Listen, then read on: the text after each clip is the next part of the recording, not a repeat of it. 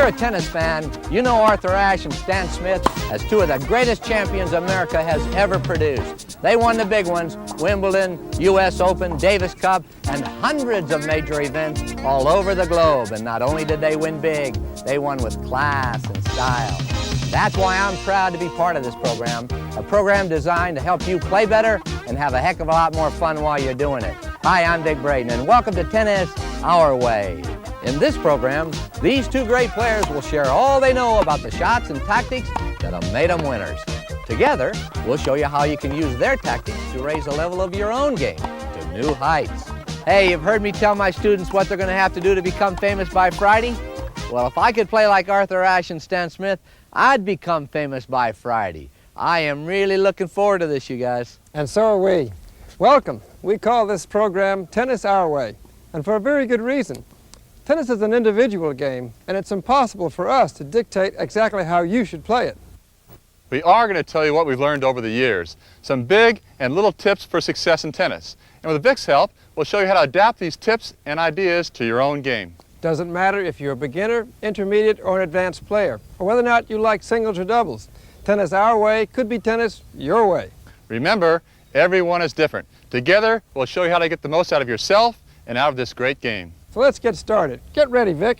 You think we can help him by Friday, Arthur? I don't know, Stan, but let's give it a try.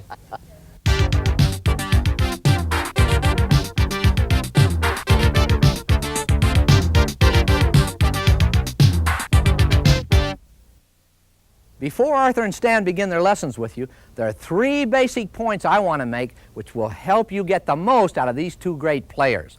One relates to the physical dimensions of a tennis court.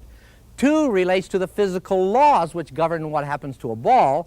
And three relates to the grip you choose, which will have a lot to do with your success in this game. Let's start with physical dimensions. The two most important things to recognize about the arena in which we play are: the court is a lot smaller than you think, and that net is a lot higher than you think. That net is only 3 feet at the center. But guess what? Nearly half of the errors in this game go into this net. So you've got to hit that ball pretty high. How about the court? Is it really wide? Looks wide. From this singles line to the other singles line, 27 feet wide. Seems like you'd never miss the shot. But guess what 27 feet is in degrees? 19.1 degrees. That's all. You hit a shot down the line, you hit a shot cross court. That's all the variation there is. That's why it's easy to make an error in this game. How about length? 78 feet long seems like a whole football field, but you knock it long over and over again. It's easy to hit a ball 80, 85 feet in this game. So it's tough to keep the ball in this court. How about the serve? You have to start off. You get 2 tries to get it in a dinky little box. How big is the box? 21 feet long, 13.5 feet wide. Again, it's hard to get it in, even in 2 tries. Even some of the best players in the world miss. Now you're trying to hit the ball with depth. Why do you want to keep the ball way back here? Because the further back you can keep your opponent, then they can hurt you. You let them get to the net, they can hit 120, 130 degrees. Keep them back here, 19.1. So you try to keep it deep. So in our court, we put the dotted line. We hope that intermediates can hit it back to here. That'll keep their opponent pretty deep.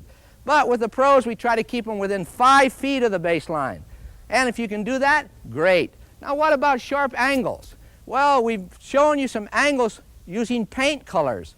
In this little box right here, that's one of the toughest shots in the world to make. So we tell most people, forget these zones. Nobody can hit it in there. That's just too sharp an angle. People say, yeah, but what happens if I do run up against somebody who can hit it in those little zones? The answer is, don't worry, that person's probably not living. Let's take a look at some of the physical laws which govern what happens to a ball. Arthur and Stan will demonstrate the 3 basic physical factors which have to be honored by every tennis player when striking the ball. Think about it.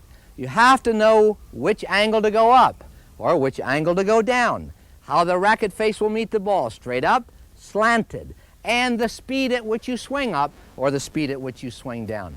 Those 3 factors have to be honored. Now, when you first start off, It's kind of mechanical. You have to think about it a little bit, and you have to experiment. But as you get better and better, that's automatic. And by the way, if you are really considerate of these three factors and you understand them, it also helps you on the other side of the net. It helps you anticipate your opponent's shot so you can get there a lot faster. You have more time to swing freely.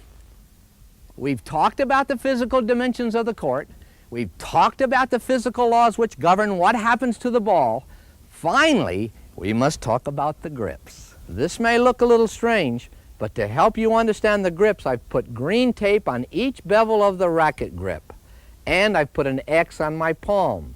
Now use the X on each bevel, and you'll get the appropriate name. Let's go this way. At the very top of the grip, if I put the X on that very bevel, I now have the Eastern backhand grip.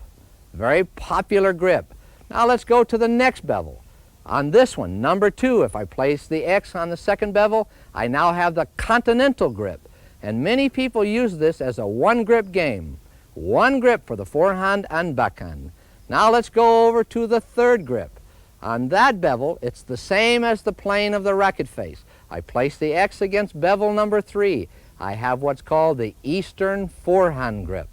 I go all the way over to number 4. I'm coming closer to the bottom of the racket. I place the X on bevel number 4. I now have a semi-western forehand grip. I can go all the way to the bottom. Number 5, put the X against number 5. That's a full western forehand. With these fundamental tennis concepts in mind, let's start hitting with Stan and Arthur. Good luck.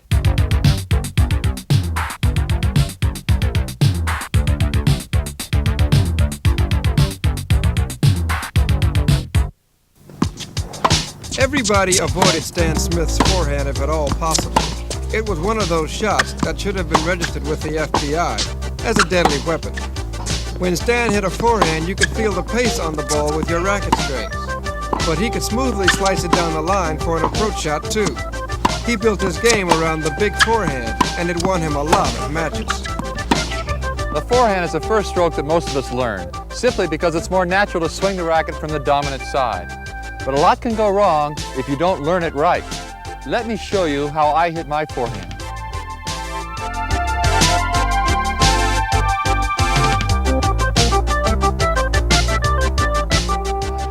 I use the Eastern forehand grip for my forehand.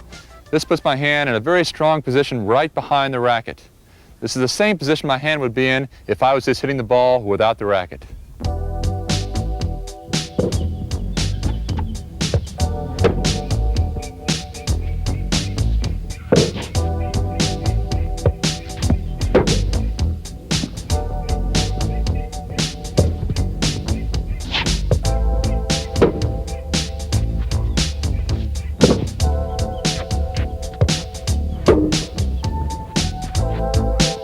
I start the racket back the moment I see the ball is coming to the forehand side.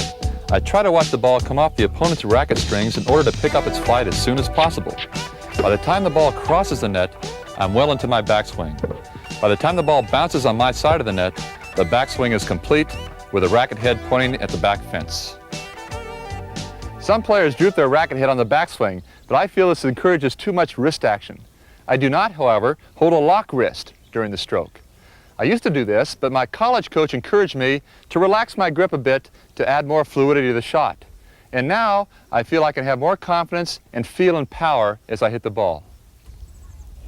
My free hand extends toward the oncoming ball. This helps me stay in balance and get sideways in a good hitting position. My weight shifts to the back foot as my racket goes back. If you're ever in doubt about where your weight should be, the weight should be where your racket is.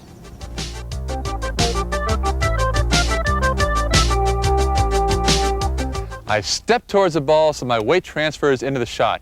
That will give you that heavy ball that'll knock the racket out of your opponent's hand. But don't plant that front foot too soon or you'll be forced to swing off balance. Remember to keep that back foot on the ground throughout the swing. I make contact with the ball in front of my front foot with my arm fully extended in the handshaking position. I like to hit all my forehands at about waist level. That's my strike zone. So when the ball is low, I bend my knees to bring my strike zone down. That way I can always execute that basic stroke and the ball won't go into the net. As I hit the ball, the racket is traveling on a low to high path. This will give the shot just the right amount of that good topspin. Many players make the mistake of starting with their elbow out and they swing outside in with their arm and racket going across their body. I think of the forehand as an inside-out swing. The elbow starts at the rib cage and it extends out as the arm and racket go towards the target.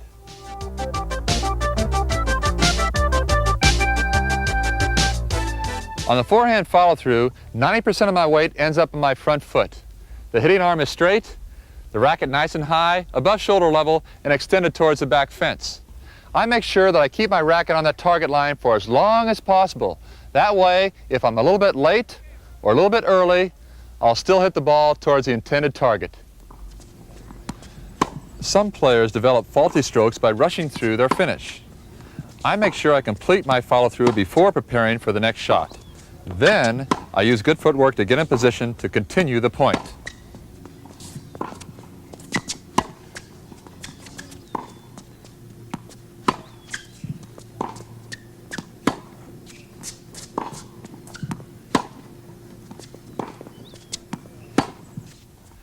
So that's the basic forehand.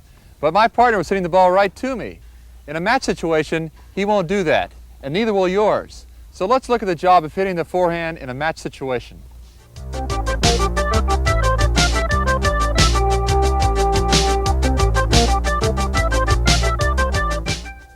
When there isn't time to step into the shot, the forehand can be hit with an open stance.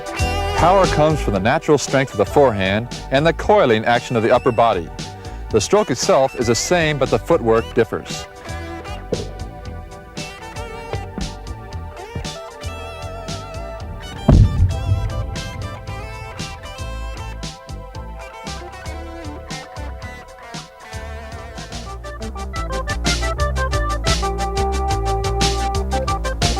Those low balls. A lot of players attack those low balls by dropping the racket head and bending over at the waist. Now, if you do this, there's no way you can be consistent. The proper way to handle this shot is to bend at the knees and keep your upper body more or less upright.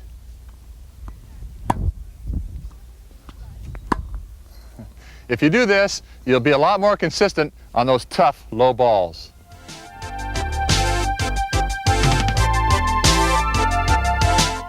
The key to handling that high bouncing ball on the forehand side is to start with a high backswing and to swing level all the way through the shot.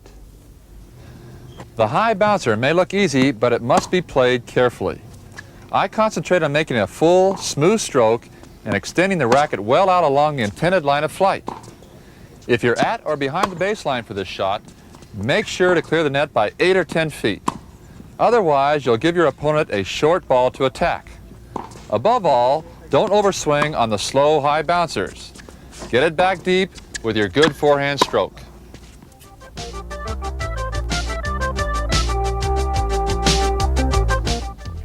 On balls hit directly to you or slightly to your backhand side, it's possible to literally run around the shot and take it on your forehand. If you have a weak backhand, it may be very desirable to do that. You have to be decisive and quick on your feet to do it right. There's nothing different in the technique of the stroke itself. Just remember, the runaround forehand puts you out of position in the court, so you must execute it well, or your opponent will have an open corner to attack.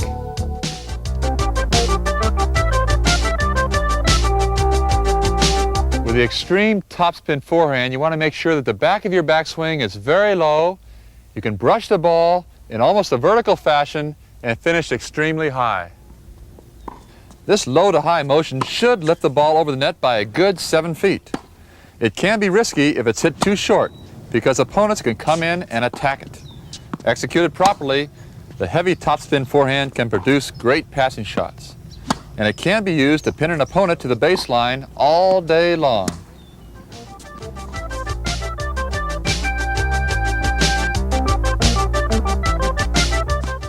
The difference between hitting cross-court and down the line is a matter of positioning.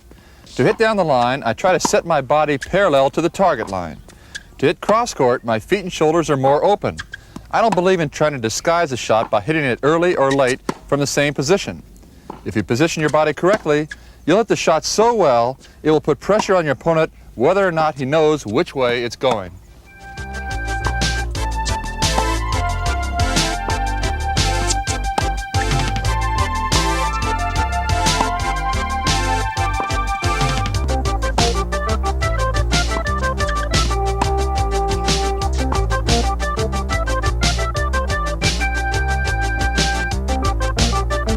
The drop shot is not a very high percentage shot, but if you're in perfect position and you hit it well, it can be gratifying and rewarding. The perfect time to hit the drop shot is when you're in good position to hit the approach shot, slicing it down the line. But instead, you surprise your opponent by putting a little more slice in the ball and dropping it over the net. Remember, the forehand you practice is the same forehand you play with. Your basic strokes shouldn't change, but footwork, length of stroke, and body position must change in different situations to deliver the racket to the ball where and when you want it.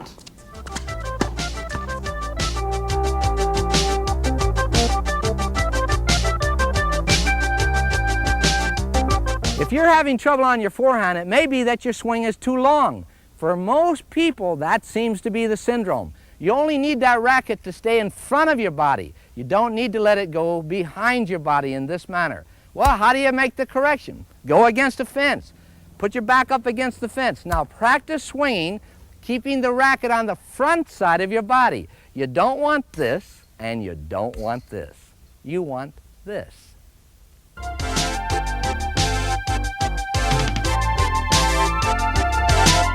Let's take a close look at Stan Smith's smooth forehand. Look at the loop. He starts high, he lets the racket fall low. That helps give him a lot of power. At the impact point, his racket is vertical, and then he goes out straight towards the intended target. Now look at his follow-through. We're going to take a closer look at that because right after this, he breaks the elbow, and I want to tell you what that's all about. Nice follow-through straight out. Now he lets the elbow break right here, and that takes the pressure off of that arm. But sometimes it happens fast and people try to go straight there. They don't see the racket go out towards the intended target. That's good looking. Watch from the top angle. You'll see how Stan steps out into the ball and hits the ball even with his front foot. That's what we mean when we say hit the ball off the front foot. Watch how far the racket goes out towards the intended target before he cuts across his body. Now I want you to see this great angle one more time, but pay special attention to the left arm. Watch his left arm. It does not go to the side fence. It'll cut back in towards his body. The function of that left arm helps stop the shoulder. That makes the racket snap faster through the ball. Now from behind, watch how high the ball clears the net for a nice deep shot.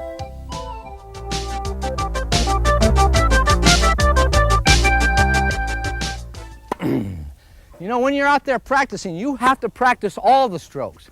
Very often people say, well, I don't have to practice my forehand. My forehand is great. But the fact is, if you don't go out and practice your strong side, you may lose it.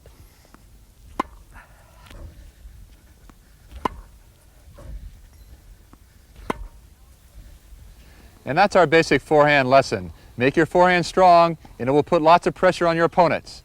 And I hope it wins as many points for you as it has for me.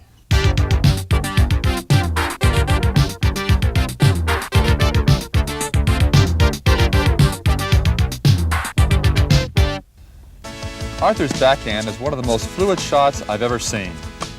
Over the years, I've always enjoyed watching him hit this shot, unless I happen to be on the other side of the net. He can do almost anything with it. Chip it, slice it, hit it with topspin, or crack it flat down the line. In fact, he even has a pretty classy drop shot. On top of everything else, you never know exactly which shot Arthur's going to hit until the damage has been done. When most of you started to play, the backhand was probably the second shot that you learned. And the same was true for me when I began to play at age 7. I immediately was made aware that the backhand grip itself was weaker than that for the forehand, and I had to make some compensations. Number one, I learned how to literally sling my racket at the ball to generate terrific racket head speed. Secondly, I had to make contact with the ball out in front, somewhere opposite my right foot. And thirdly, I had to hit the ball higher over the net than I would for a forehand, about a foot higher. So let's go back now and take a look at some of those backhand fundamentals.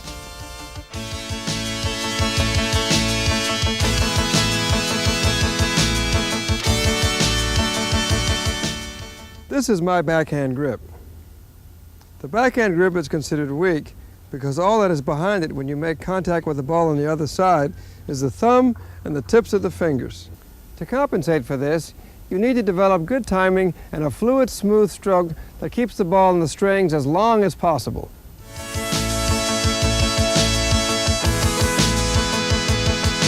My ready position on the backhand is just about the same as that for the forehand. I bounce lightly on the balls of my feet, with my feet about shoulder width apart. My torso leans slightly forward, racket is held loosely in my hand, points toward the center of the net, and is parallel to the ground. From that starting position, I can move to hit almost any kind of backhand.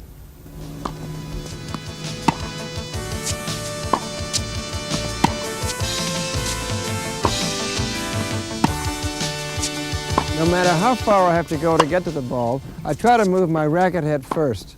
And when I get within hitting range, I use my free hand to help guide the racket into the backswing past my rib cage.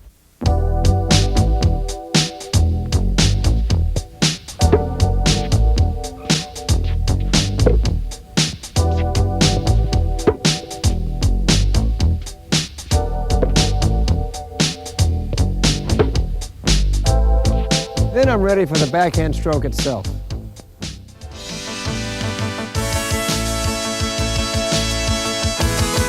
I try to finish the end of my backswing by the time the ball bounces on my side of the net. That way I know I will not be late. Also, I pivot on the ball of my left foot, step forward at a 45-degree angle with my right foot, and make contact with the ball here, not here.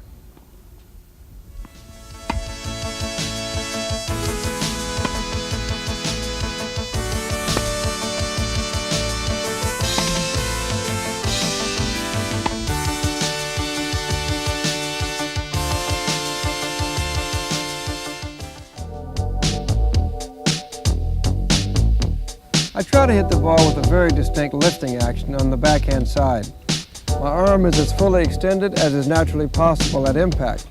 This gives me maximum leverage, and when I combine this with meeting the ball out in front, maximum power as well.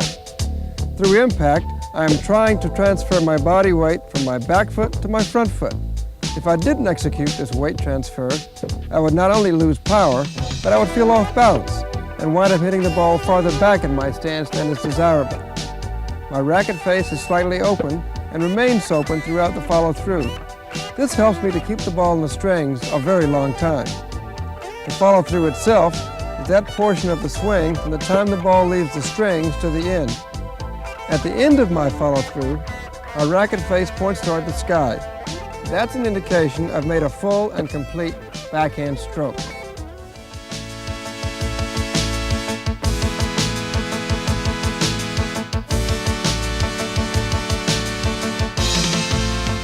One of the advantages of a good backhand is its great versatility. From essentially the same wind-up, you can hit the ball in a variety of ways. Here's how.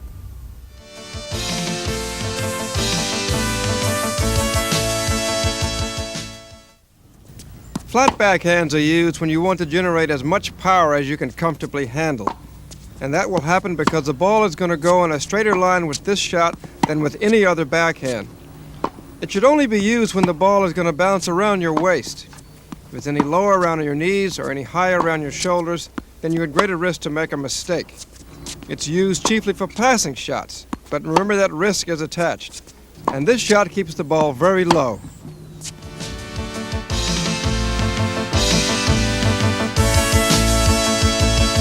The slice backhand is the bread and butter shot on this side. It is to be hit safe and deep, with less power than the flat backhand. And the key point here is consistency. The shot itself has natural loft because the racket travels under the ball and is oftentimes used as a lob. Then again, it also saves energy because it doesn't take very much from you. And it has natural disguise and can be hit from any height over the ground. It is the most versatile of all the backhand shots.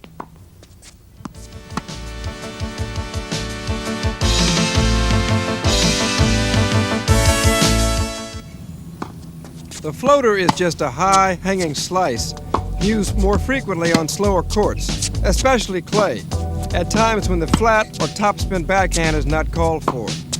The ball itself is hit with very little pace, and the follow-through is lower and sharper than that for a regular slice, and it saves energy. Strategically, it is chiefly used as a cat-and-mouse device to find an opening for a harder shot.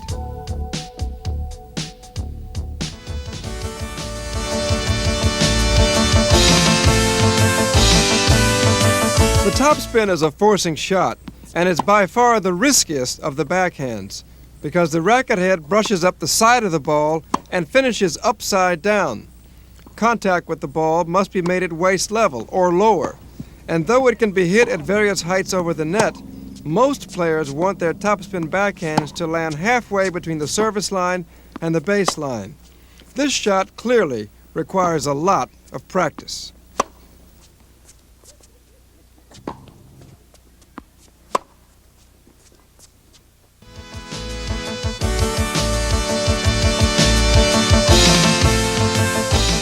The approach shot is used to come to the net. Conceptually, most players attempt the approach shot backwards, with a long backswing and a short follow-through. It should be the other way around. Short backswing, normal follow-through. Though some players stop to hit this shot, I prefer to move right through it, making sure my backswing is complete by the time I get to the ball. Use underspin to give you time to get to the net.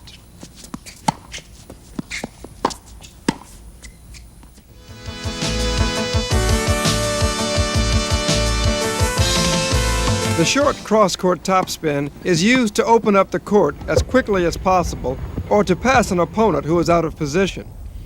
It is to be hit as low as possible over the net, and most of the time with topspin.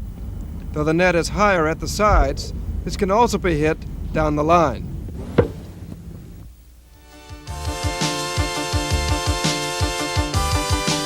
A drop shot is used to deliberately bring your opponent to the net, and nearly always hit with underspin.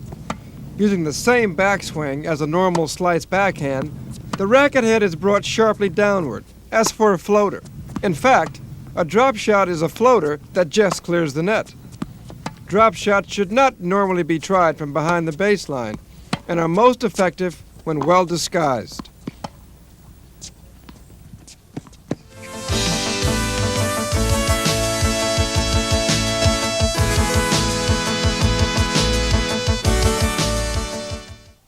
You know, Arthur's some kind of a guy, isn't he? You watch him, he speaks softly, you sit down, talk to him at a table, very intelligent guy, very quiet. Then you go out and play him, and he beats your brains out.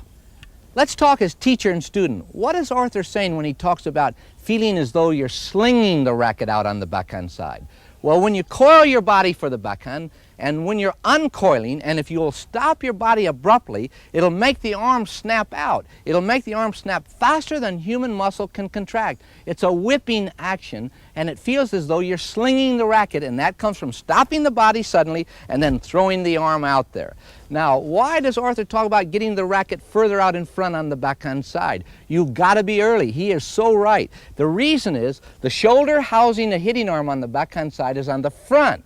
So when you stop your body, now for the slinging action, you got to give it a little room. You're hitting a ball out here.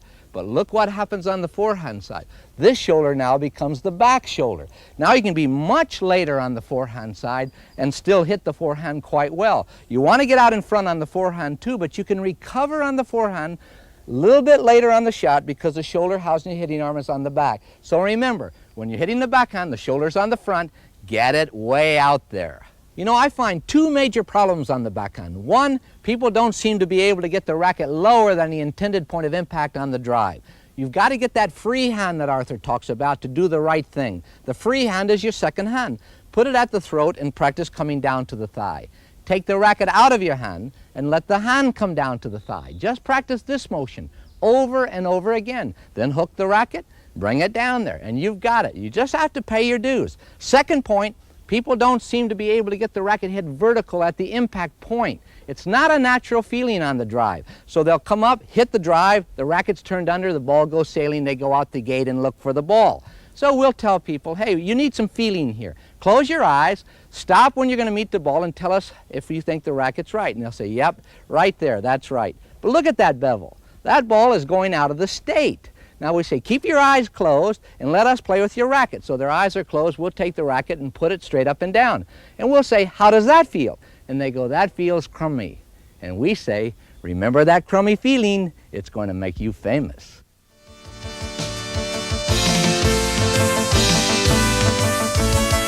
Arthur can do anything with his backhand. Look at the racket face up. Looks like he's going to slice, but watch carefully. The racket right here drops.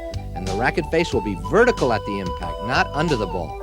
Way out in front of his body, then out towards the intended target. Now he comes across his body, but you get tricked. You don't see him go out towards the intended target because it's so fast. But if you watch very carefully as we play it again, you will see that he gets the racket lower than the ball, way out in front, and goes way out to the target there. Then he rolls across his body. That's great. From the top, you're going to see one of Arthur Ashe's secrets. Watch, it looks like he's going to slice the backhand. But watch very carefully as the racket drops, you'll see it turn in the opposite direction. Watch the head now, it's turning, it's going down, knuckles down. Now instead of a slice, watch, at the impact point the racket's absolutely vertical. It turns into a drive, not a slice.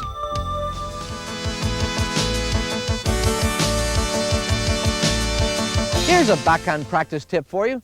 Use the court fence as a practice laboratory. All you gotta do is put balls in the fence. Put it at the angle you choose to swing. Then all you have to do is go out and swing at that particular angle. That bright yellow out there is really going to make it easy for you to make an upward swing. You can also use those tennis balls to check out the racket head position. If you stop at one of those balls, the racket head's tilted, you're not right. So just practice going up, change it this way. Now come back, make another swing. You'll get it right if you use the court fence properly. Think about it this way. The court fence is usually stopping your wild shots, but you could actually use the court fence to stop you from making wild shots. That's my lesson on the backhand. Remember, most players don't have good backhands at all. And the ones that do are feared the way gunfighters used to be feared in the Old West. I really mean it. So work on your backhand, and you'll win lots of duels out on the tennis court.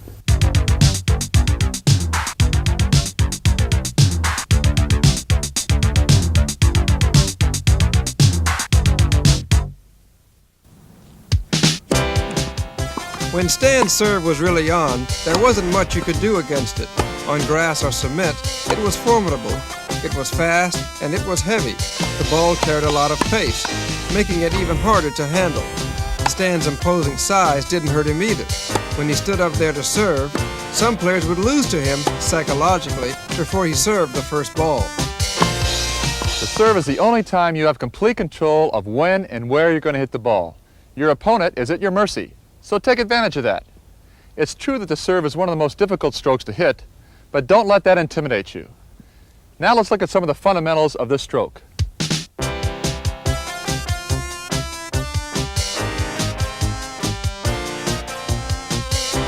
The foundation for every good stroke is the grip. And that's of course true with the serve as well. When I was a kid, I first started playing the game about 10 years old, I used the Eastern forehand grip for my serve. Within 2 years, I moved the grip over to the Eastern backhand grip. This allowed me to get more spin on the serve as I took that nice full swing through the ball.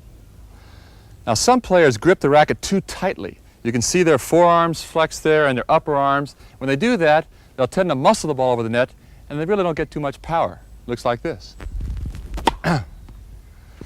Now, if you can hold the racket nice and loosely, you'll see that your forearm is loose, your upper arm is loose, and you'll be able to get that whipping motion through the serve and get much more power, like this.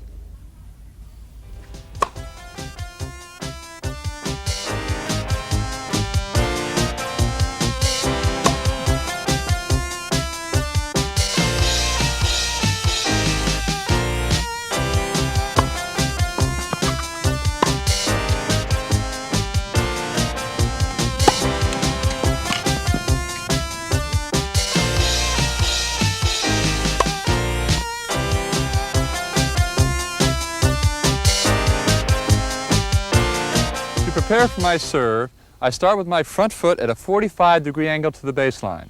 The back foot is in line with the front foot, so if you drew a line between the toes towards your target, you'd be lining up right at that corner. Okay, now I'd have my front foot here 2 inches behind the baseline, so I make sure I don't foot fault. And then my pre-swing routine should be the same every time, just like a basketball player shooting a free throw. I bounce the ball a couple times, keep my knees nice and flexed, make sure my grip is loose, and I think about that target in my mind. I don't have any problems with my physical routine because I've done it the same way every time. All I'm thinking about is my strategy.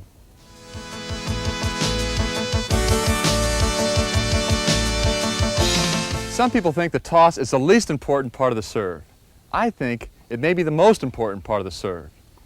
Have you ever tossed the ball like this? I'm sure we all have at one time or other, but there are three things wrong with that toss. First, there's hinging at the elbow, hinging at the wrist, and there's too much spin on the ball. Now, the correct way to hold the ball for the toss is to hold it like you're holding an ice cream cone. With your hand in this sideways position, there'll be no hinging at the wrist or elbow, but the lever will be from the shoulder. In this position, you can place the ball up so your contact point will be with your arm and your racket fully extended in front of the front foot. I toss the ball far enough into the court in front of me so that I can lean into the serve and get power behind my serve. If I were to let the ball bounce in the court instead of hitting it, it would bounce about a yard in front of the baseline. I try to throw the ball in the same place for every serve, but if I don't, I catch it and start again. I never go after a bad ball toss. With a consistent toss, you'll find you can dictate where the ball will go instead of the toss dictating where you hit it. You'll find there will be a direct correlation between the consistency of your toss and consistency of your serve.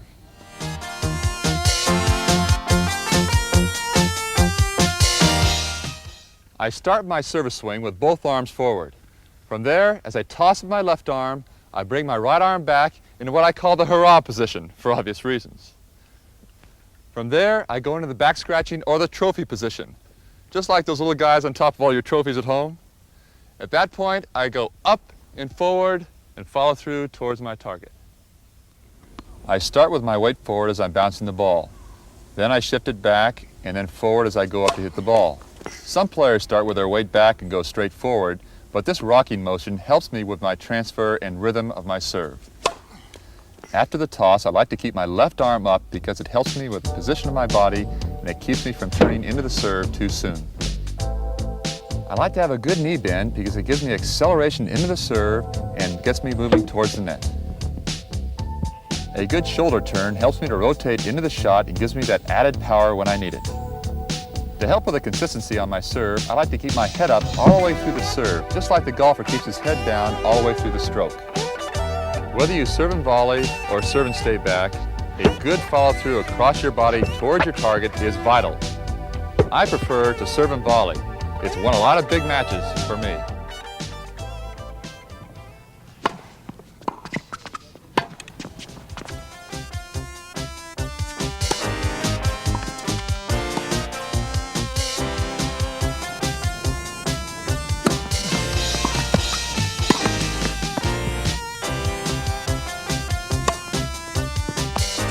Great serves are not necessarily fast serves.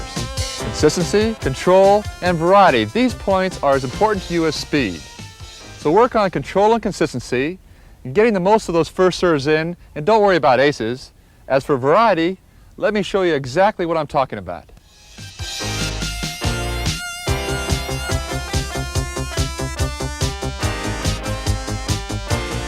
I hit the big flat serve when I really want to go for power. This serve has less margin for error because it has less spin and it crosses the net by only 6 to 12 inches.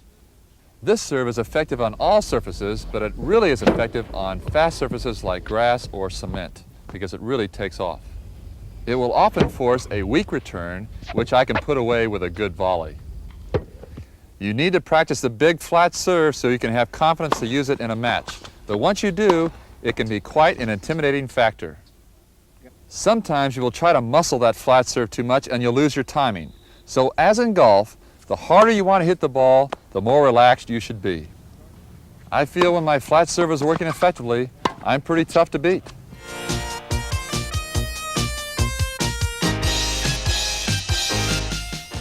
The slice serve is hit with the racket in this position as the racket is coming across the ball. It imparts side spin on the ball and causes the ball to curve in flight. The slice serve is an effective attacking serve. Just as a baseball pitcher mixes up his pitches, a good server will mix up his serves. The side spin on a slice serve keeps the ball low when it bounces. It can draw the opponent wide on the deuce court.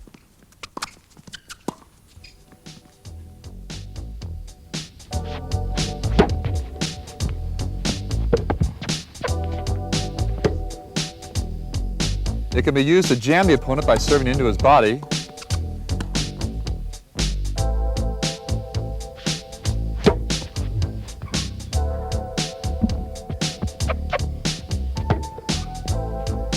The toss for the slice can be a little bit more to the side, but be sure you don't throw it too far to the side or you will telegraph the serve to your opponent. The slice serve will not be hit as hard as a flat serve, but it can be just as effective for you.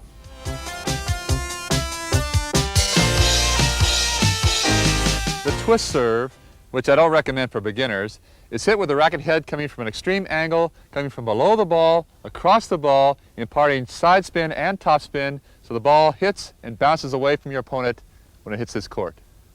The twist serve is sometimes called a kick serve. It requires a tremendous amount of arch of the back.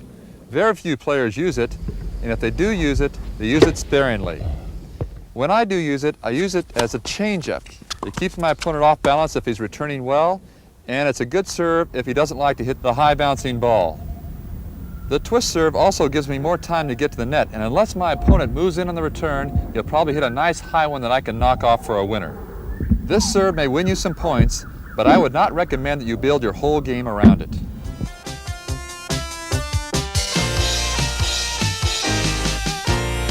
My second serve is somewhere between the slice serve, in which the racket's like this, and the twist serve, where the racket's like this.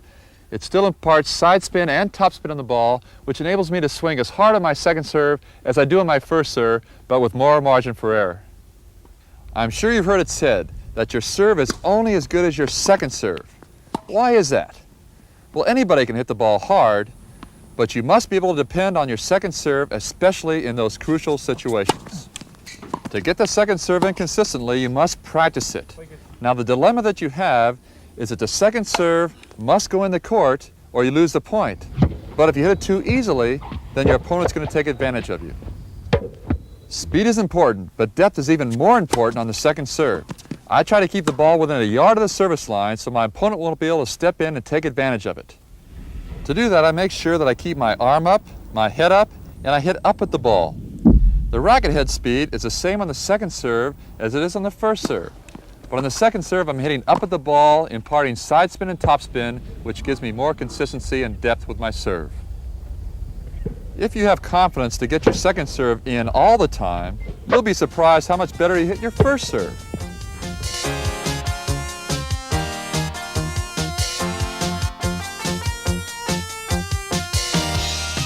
You know what I always liked about Stan? Big match, critical point, he walks to the line, he's got that very confident look on his face. You know why? Because he knows he's going to kill that dude when it's his turn to serve. Why does he know that? Because he paid his dues. He went out there and practiced until his swing was fluid, smooth motion. That's the name of the game, pay your dues. Have you noticed that people seem to have a lot of trouble on the toss? You know they're out there praying, they're going, oh, be right on this one. Well, the toss is not that hard. All you got to remember is the height of the toss depends upon what you do with this hand. If this hand leads and is way ahead of the racket, then you'll have to throw the ball a little higher. If these two hands go together, now you'll only have to throw the ball about 20 inches out of your outstretched hand. That means about the peak of your reach. So think about it, go out there and practice, and notice what you do with the throwing hand. Now, think about this. If you throw the ball low, the ball will sit in the hitting zone of the racket about 10 times longer, minimum 10 times longer. Because when you throw a ball high, it's dropping through the hitting zone at the rate of gravity. If you throw the ball low, it's in the hitting zone, it's starting to slow up, and now it starts to fall down. Up to 10 times longer, minimum. All right, the next point I see is that on the backswing, people have a tendency from beginning days to turn the palm up, get the racket ready to hit. The problem with that is when the palm is up, you eliminate the all-important loop behind your back. That palm has to be down. If it's down, you can make the loop. If it's up, you eliminate the loop. Always try to practice this little motion. It'll really hold you in great stead. And the last point I want to make on the serve is what really happens to the wrist. People think it's this kind of a wrist snap.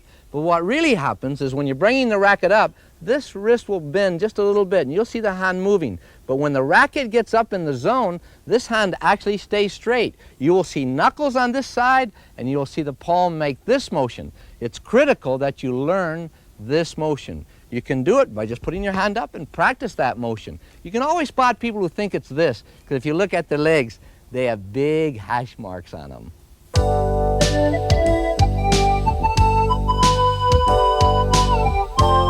watch two specific points from this side view. The first one, his front foot, the left foot, is positioned against the court. That will actually help the forearm snap faster. Don't jump off the ground and try to hit the serve hard.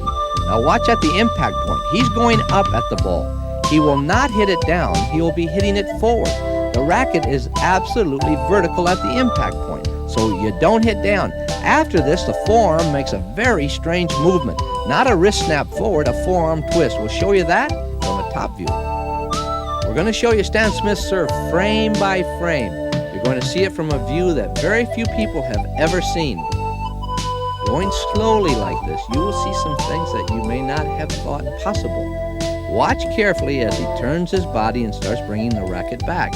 You will see that the racket face is down. That means the hitting hand palm is down. But look at the left hand. Is it way out in front of the body? No, it's to the side and towards the net. Racket face down. Why? Because that will allow you to make the loop behind your back.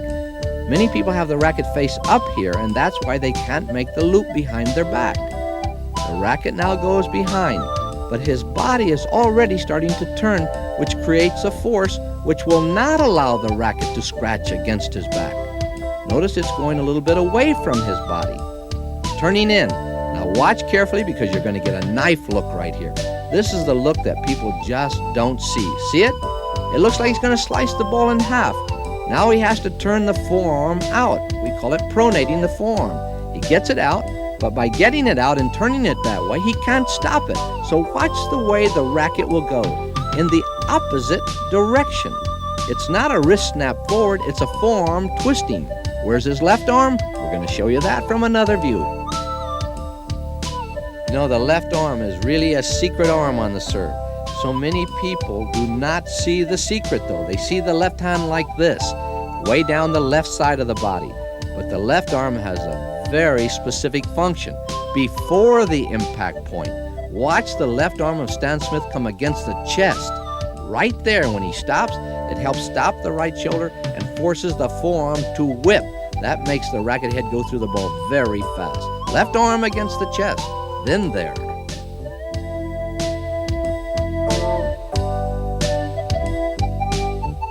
If you want more power on a serve, here's a practice tip for you. Remember, the goal is to make this forearm snap faster.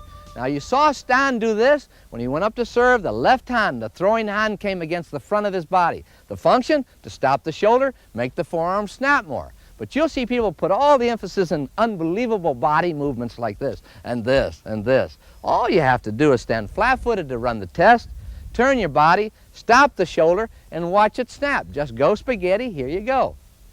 Boom. Boom. That's all you need. Nice 100-mile-an-hour serve. The rules of tennis require that you must serve every other game. You can't avoid it, so don't hide from it. If you can improve your serve, the rest of your game will improve as well. So practice that serve. And when you finally ace that favorite opponent of yours, think of us and smile.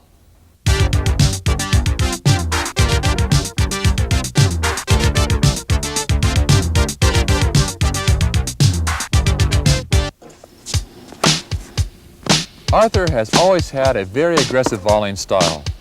He goes for broke even on low balls below the height of the net. He's not afraid to take risks, and his technique is so good he can get away with it. When you play him, you have very little control of the point because his shot is either an outright winner or he just missed. Unfortunately for his opponents, usually it's a winner. Some people confuse the terms volley and rally. A rally is when a ball goes back and forth across the net. A volley is actually a ball hit before the ball hits the ground, a mini forehand or a mini backhand. The term actually derives from military jargon, meaning shot from a cannon. And that's exactly what I hope your volley will be like right after this lesson.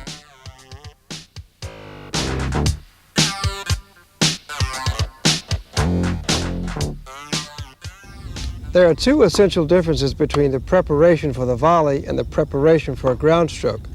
During the preparation for a ground stroke, the racket head itself is roughly parallel to the ground, but at the net, it's tilted slightly upward so that the top of the racket is just below eye level.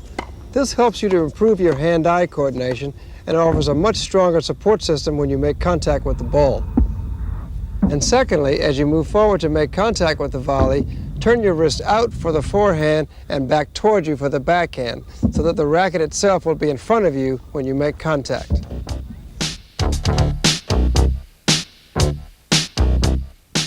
When I was 7 years old and first began taking lessons, I was taught to use one grip for the forehand volley and another grip for the backhand volley.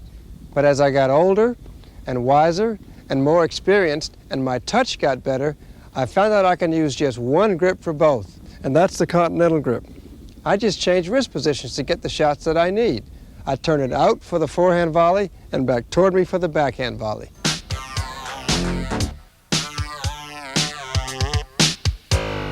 Many players have a backswing that is much too long on the volley, and this can interfere with their timing and their ability to hit the ball out in front. In addition, a long backswing can cause wristiness, whereby the racket head flips through the ball rather than coming through it smoothly and firmly. So, for both the forehand and backhand volley, move the racket head up in front with the face wide open.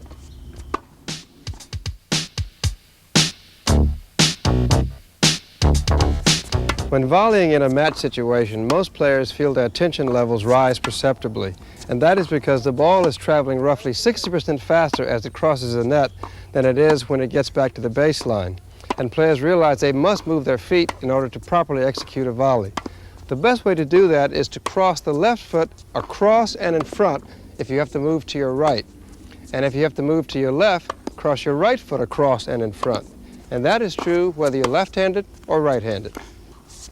Why do players move their feet in this manner when they're volleying? Well, if you have to move to your right and you move your right foot first, you'll catch your center of gravity between your left and your right foot, and you'll have no forward momentum if you have to go farther. The same is true in the left. If you move your left foot first, you'll catch your center of gravity in the middle, and you'll not be able to move forward to get a wider shot. If you mistakenly move your right foot first when you're moving right for a volley, this foot will actually act as a brake to your forward momentum, because your center of gravity will now be between your left foot and your right foot. Plus, you'll feel off balance for the volley. So for good results, cross your leg over and into the ball.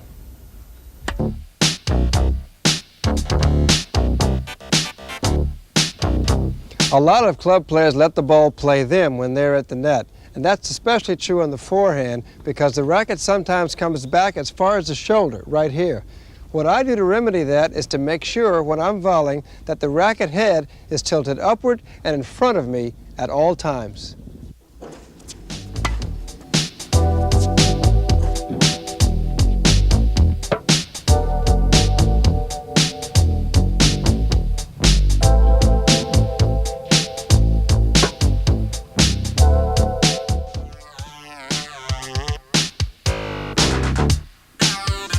As soon as I've hit my last volley, my thoughts immediately return to where my recovery position should be, and that is not necessarily the middle of the court. This recovery position should be toward that side of the court where my last volley was placed.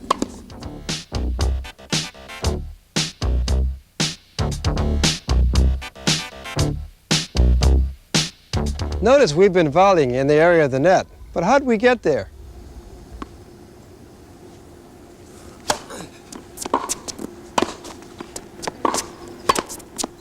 As a right-handed server, my thoughts when I get up to the baseline are to make sure that my toss is placed well into the court so that I will come across with my right foot and finish well inside the baseline, push off on the right foot, and get at least as far as the service line for my first volley, take 1 or 2 steps forward for the second volley, which I hope will be a winner.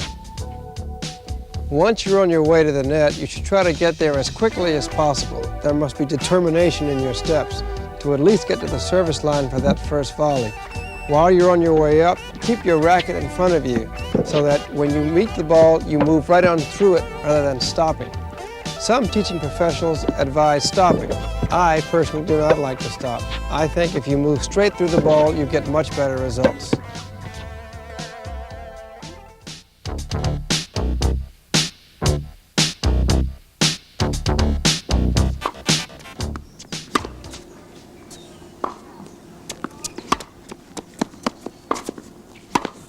Normally, I wouldn't even think about hitting an approach shot unless the ball landed short. that is inside the service court. But when it does and I decide to do it, I would move toward the ball deliberately with my racket at my side, not in front. And when I got to the ball, I would not stop. I'd move my body and my racket in the same direction through the ball with underspin. Now we come to the true test of your volley, because match conditions are seldom ideal as they are in practice. But notice how the basics of volley execution are the same, no matter what.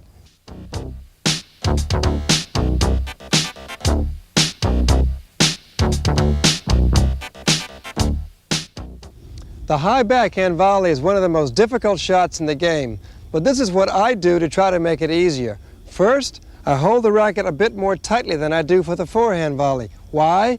Because the grip is naturally weaker.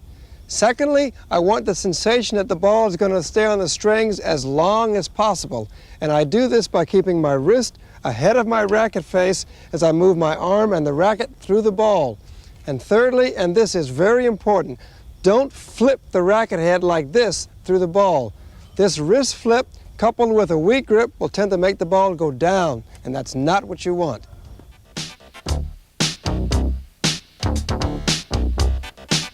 The high forehand volley looks like one of the easiest shots in tennis, but I certainly made more than my share of mistakes on this shot that cost me some crucial matches. The mistake is in bringing the racket across and downward rather than out and forward. And that, coupled with a flippy wrist action, tends to produce quite a few errors.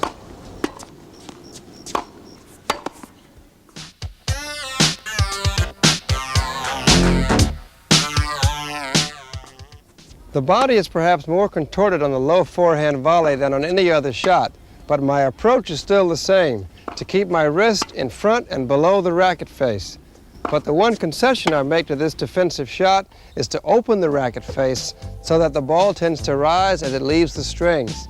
What is most important to me is that the ball go over the net on this shot.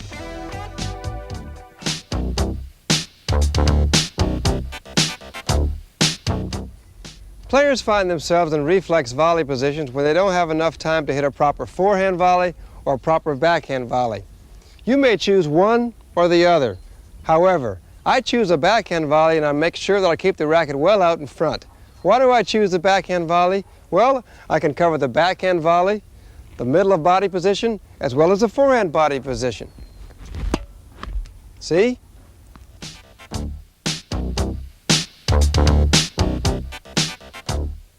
The half volley is one of the most defensive shots in the sport, and it is hit as soon as the ball leaves the ground. And it can be hit on any part of the court. However, the majority of them are hit at or near the service line. I fully realize when I have to hit a half volley that I'm in trouble, so I've used half a backswing to improve my timing and a very firm grip. The reason I want a firm grip is because the racket face has to act like a backboard. The natural feeling when the ball is this low to the ground is to lift it over the net and use an open racket face, when in actuality you should do exactly the opposite. I actually hood or close the racket face so that the ball won't pop up in the air when it hits the strings. I always keep in the back of my mind when executing a half volley that I want the ball to clear the net by at least a foot. If I have a choice, I'll choose to hit the forehand or the backhand half volley at my side. But in match situations, I really don't have a choice, and neither will you. However, once you've committed yourself to hitting a half volley, move on up to the net and put away the next volley.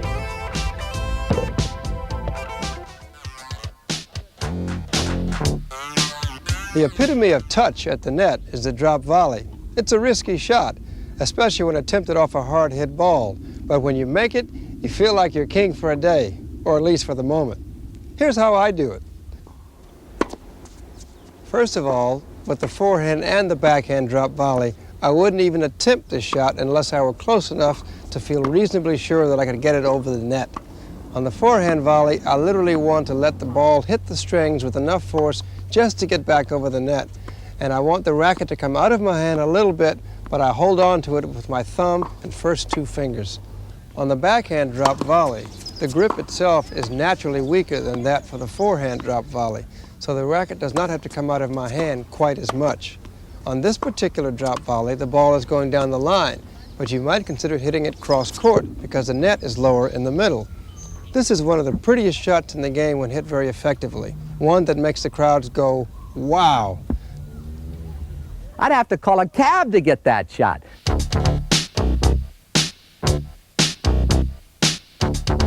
But that's the beauty of getting in on top of the net. If you're the aggressor, you can end the point quickly. By the way, if you're on top of the net, a down hit is not catastrophic. You don't hit that net. So get in as close as you can. If you're about 10 feet back, you only have a 30-degree angle. But if you're right on top of the net, 130-degree angle. 3 quick tips on the volley. Number 1, always keep that racket head going out across the tabletop. Across the tabletop, not down at their feet. Hit towards their chest. Number 2, don't hit down, but how do you keep from hitting down? You run through the volley the way the great pros like Arthur Ashe and Stan Smith do it. But some of the people like to stop, but that forces the racket down. And number 3, don't be afraid to trust your instincts. If you think the ball is going to your forehand, take off. Let's say you go the wrong way. You're still going to be right 50% of the time. Don't be afraid, just go for it. Now, here's what happens to a lot of people. They don't trust their instincts. They say, is it going to my forehand or to my backhand? It was to my backhand.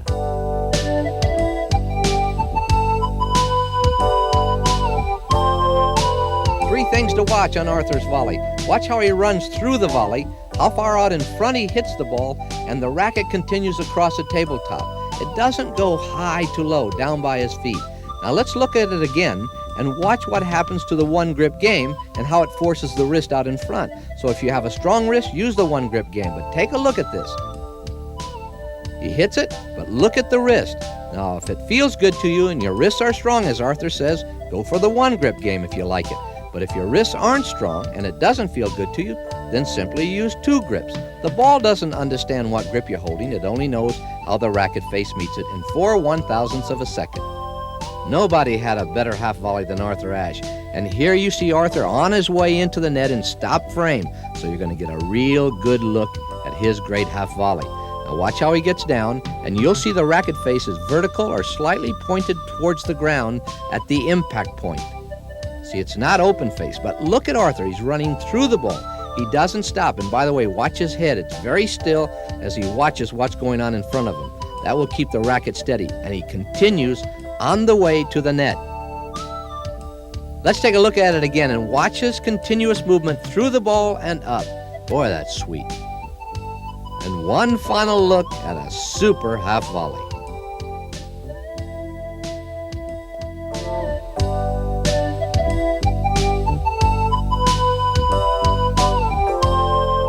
You know, it's easier to practice your volley than you think, as long as you choose a friend who wants to practice with you.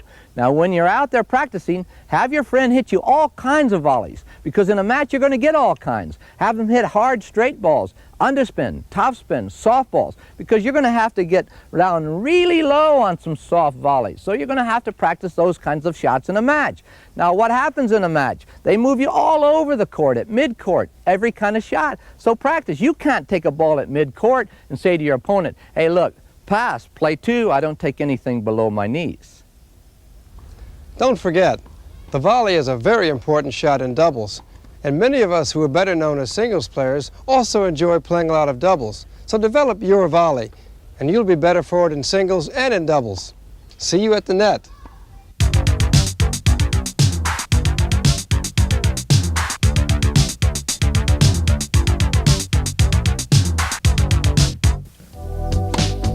Stan's overhead is probably his most intimidating shot. If you put up a short lob to him in a match, it was lights out. He covered deep lobs well for a big guy, and he had great reach, so he could knock away even a good lob. And he always smashed with such authority. We didn't call him Godzilla for nothing. If you're going to come to the net, and in my opinion that's half the fun of the game, you're going to need a good overhead. It's a backup for those good serves, approach shots, and volleys. If you can't hit an overhead, it tends to neutralize those good shots. If you can hit an overhead, you'll find you'll terminate a lot of points in your favor. And I do mean terminate. More than any other stroke, the overhead is a confidence shot. But it's really not as difficult as it might look. So let's start building confidence in the overhead by learning and practicing the stroke correctly.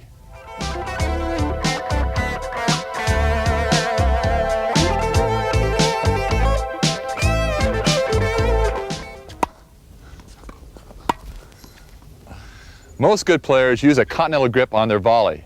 I like to hold a grip a little more towards the eastern backhand grip. With this grip, I'm ready for any volley or that surprise lob.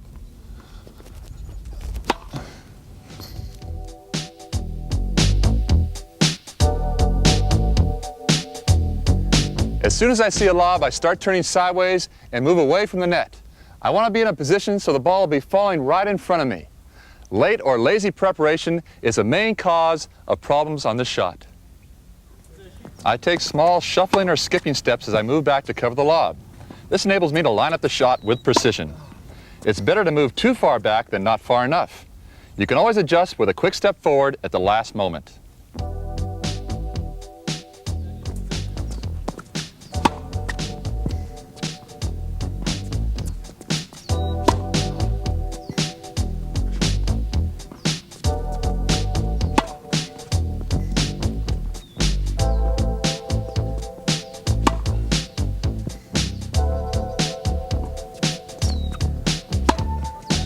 I like to use my free hand as a radar gun to track the ball as it's coming over the net.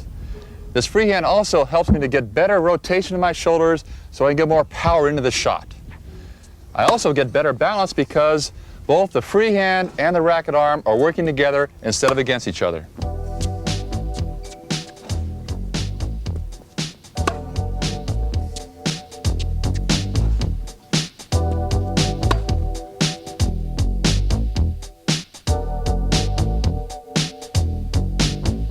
Some players like to lay the racket right on their shoulders as soon as they see the lob go up. I think this is somewhat awkward. Now, it may be effective for those players, but I like to take the racket back gradually because it helps my timing and rhythm. The position of the racket is very similar to that of the serve, only the windup is much more simplified.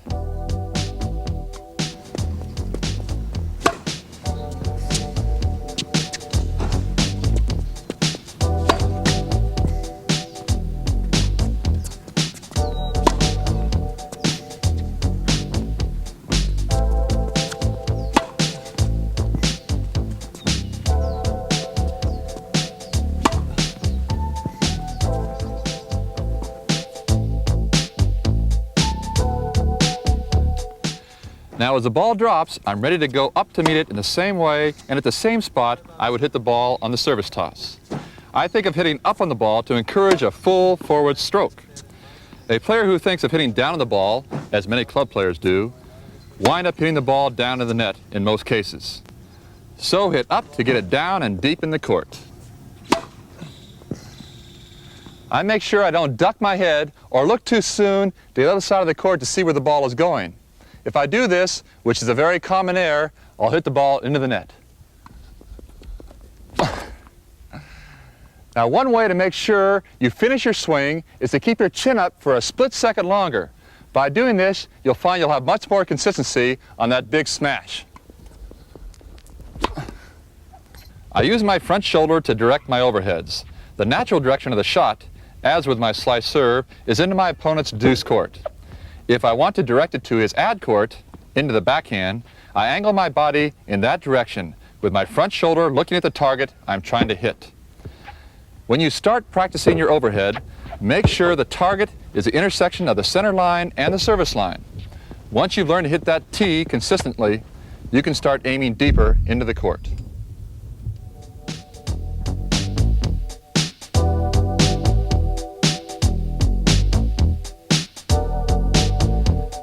There is some weight transfer to the front foot on the overhead, but not nearly as much as on the serve where that back foot comes forward and towards your target as you finish a shot.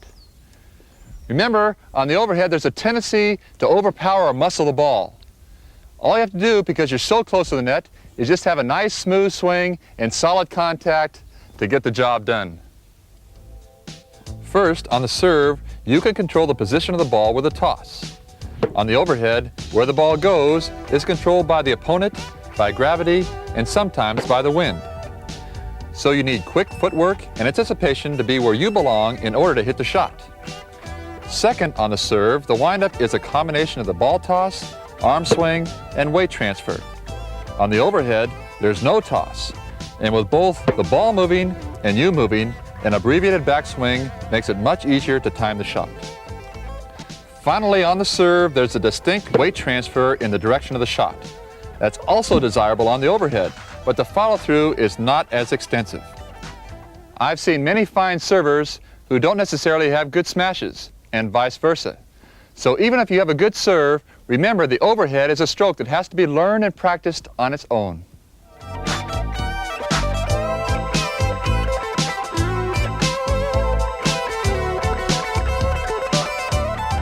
The job of hitting an overhead gets complicated when you play somebody that really knows how to lob. So let's look at some situations where you may have to adapt your basic overhead technique to match play. There are many times when you should let the lob bounce before attacking it. A very high lob will drop practically straight down, making it hard to judge and hard to time. There's no percentage in risking a mishit. Wait for it to land and hit it on the first bounce instead. If it's coming from too high to hit in the air, it will bounce high enough to handle with your normal stroke. Take lots of little steps and stay on your toes as you gauge the bounce of the ball. Two other times I allow the lob to bounce are when the sun is in my eyes or the wind is blowing.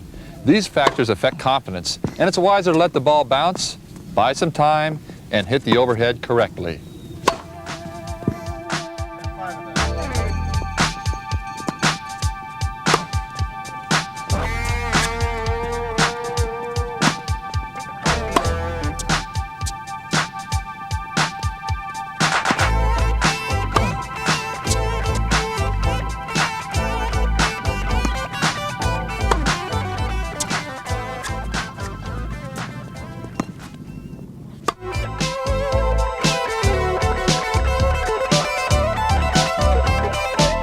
The topspin lob is a very difficult shot to smash because it's spinning so rapidly and it's coming to you at such a steep angle.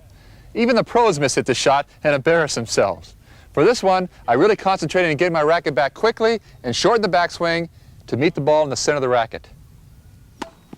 Don't get too apprehensive about this shot. Make sure you watch the ball very carefully as it descends.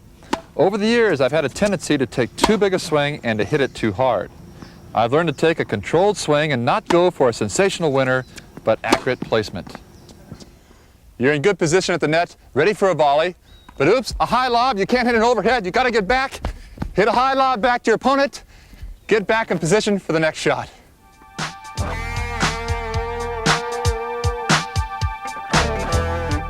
The most spectacular shot in tennis is the overhead hit at full stretch, when a player has leaped into the air with an athletic scissors kick. I use it when it's too late to get back in time to hit the ball any other way.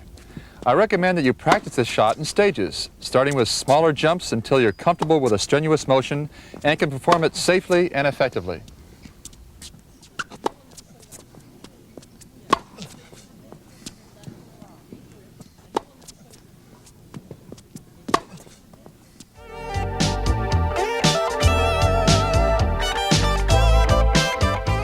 Whenever you get a lob, you want to try to hit it with an overhead, even if it's on the left-hand side. But occasionally you won't be quick enough and you'll have to hit the ball with a high backhand smash.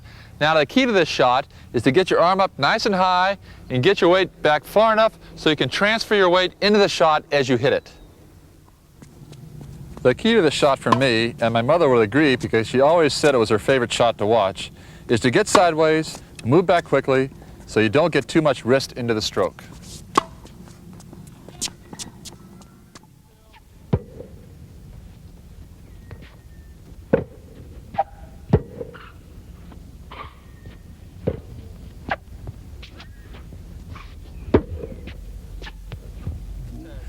Vic has some great ideas for helping you build an effective overhead smash.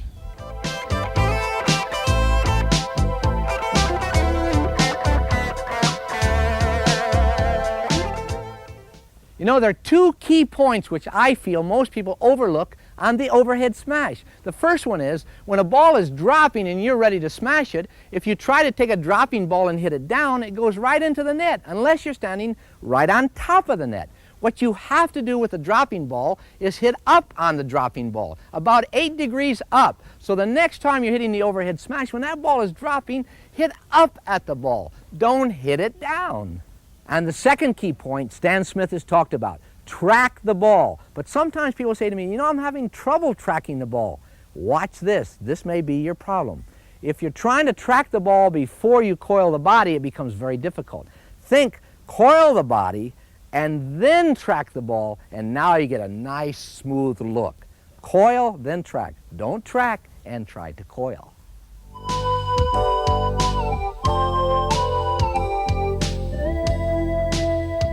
Watch Stan on the overhead. He coils his body first. Now the finger points towards the ball, and he steps into the ball. Keeps his head upright. Watch it again. Notice he coils first. That'll give him body power. Now the finger tracks the ball. And again, watch his head. Tries to keep it very still as he tracks the ball into the racket. Bingo. Let's take another look now, watching the ball come in from a different perspective. Stan's body is turning. Stan's body is coiled. Here comes the ball. Tracks it with his finger. Remember, he's coiled first. Now the finger. Now watch the racket face snap through the ball. Now let's take a look at it again and notice that when he's striking the ball, it's forearm twisting, not wrist snapping. Watch how the forearm twists. Tracking the ball with the finger. Stan's head stays very still. The racket now starts whipping to the right of his head, the same as in a serve. Notice how the racket sets on edge like a knife. Now it turns inside out, hits the back side of the ball, and then twists in the opposite direction. Let's see it one more time. The ball is coming in. Stan has twisted his body, tracking with his finger. The racket goes left to right, turns inside out. Just like the serve in many respects.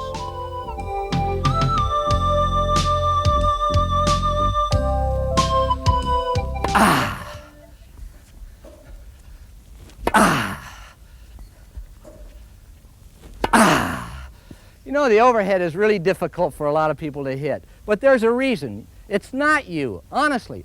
Your eyes have difficulty when a ball's dropping out of the sky. It's hard to gauge the distance and the timing. When the ball's on the ground, you have the fence. Now it's easier to judge where the ball is. So don't think that it's you. The only way you're going to learn to have a great overhead is to practice, practice, and practice. There's nothing more satisfying in tennis than finishing off the point with an overhead. So put in the time it takes to perfect a smash and you'll see what I mean.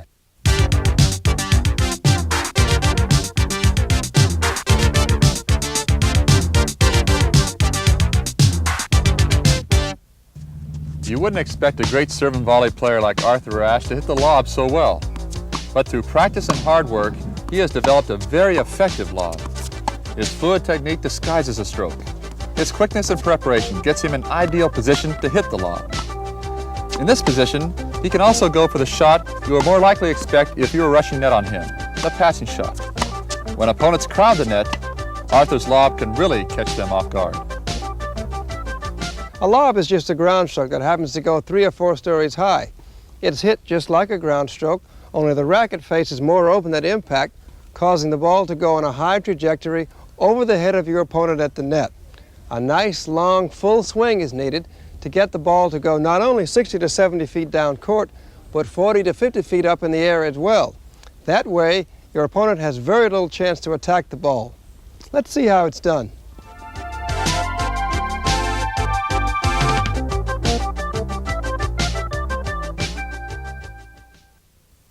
Many professional players today change grips for their forehands and backhands, and many club players do as well. Even though I started out like this, I wound up with one grip on both sides.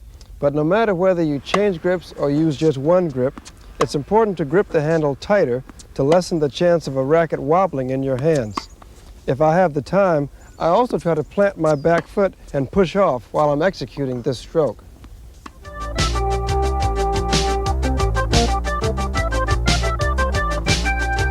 The backswing on the lob depends upon whether or not you're trying to disguise it. If I'm trying to fool my opponent, I'll try to use a normal backswing, that is the same backswing that I use for a forehand or a backhand. But if I'm in trouble, I'll need to get the racket head back at the end of the backswing position as soon as the ball hits the ground on my side of the net. But either way, since the ball must go up into the air at least 20 feet, it's necessary for the racket head to get well below the ball before contact.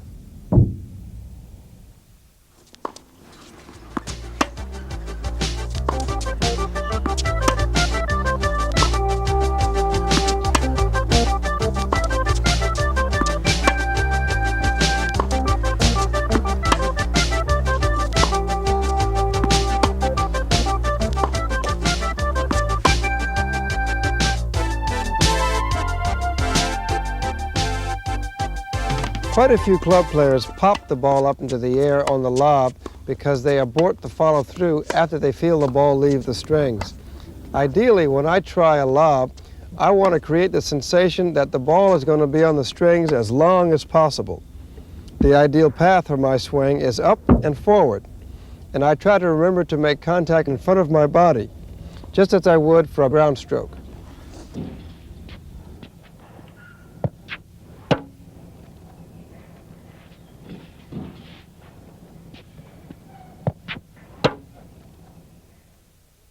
When I try the backhand lob, in addition to hitting the ball out in front, I also try to remember to hold the racket firmer because the grip itself is weaker, and I need to hit it higher in the air to compensate for this weakness.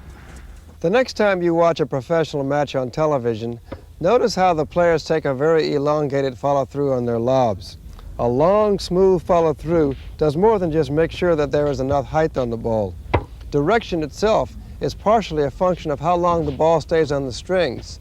So your chances of getting the ball to go where you aim it is partially dependent upon a long, smooth follow-through.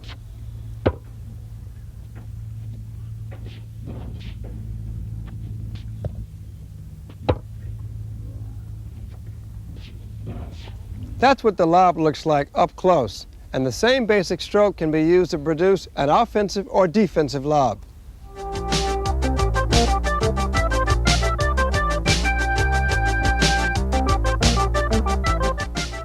There are several situations during a match when I just know I'm in deep trouble. When I find myself way behind the baseline, when I'm pulled far off court, or when a lob has been hit over my head and I have to run back for it. These situations call for a defensive lob that buys time for me to get back into the point. And the higher the defensive lob, the more time I buy. And where's the target area for this defensive lob? Generally, I think of hitting it cross court, because the area into which I can hit it is much bigger than down the line. Let's try some.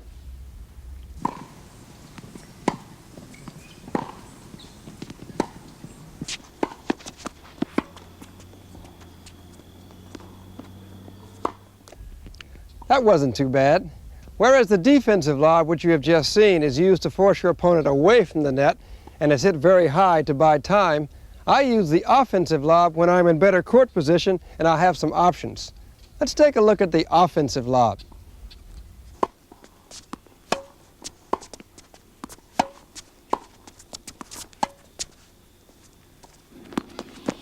That was an effective lob because I hit it over my opponent's head very quickly, even though I hit it with underspin. All offensive lobs share two things in common. Their trajectory is lower and they are most effective when well disguised. Even though that last lob was hit with underspin, it's the topspin offensive lobs that draws the oohs and the ahs from the tennis crowds and television commentators.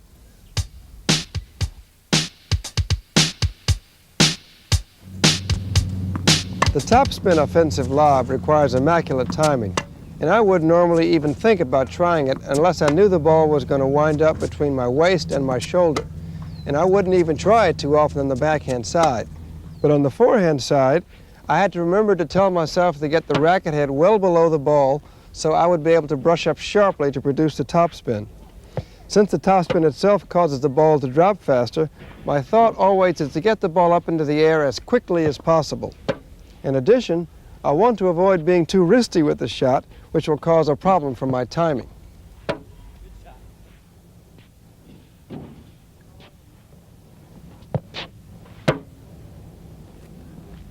Now let's go to Vic for some ways to improve your lob.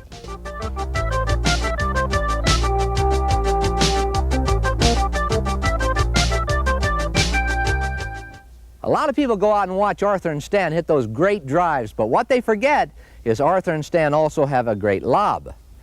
When you're out there practicing your lob, remember you want to get depth. Most people have the problem when they practice or when they're playing matches of hitting too short or too deep.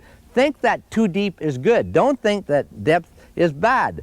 If you're going 10 feet over the baseline, all you have to do is say, that is a super lob. Now, instead of hitting this angle, try to hit up a little bit more steeply. Guess what? That ball is going to start coming inside the baseline. So go 10 feet over, work your way in. But if you're in a match and you're hitting really short lobs, that person's going to stand there, crack the overhead, and you're going to get the fuzz sandwich.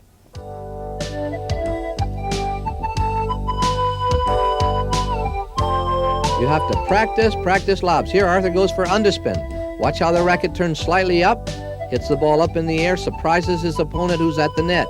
His opponent lunges forward, but the lob goes over his head. Let's take another look at it, but this time we're going to go very, very slowly. You'll see how Arthur looks as though he's going to drive the ball, steps in, his opponent's now charging the net.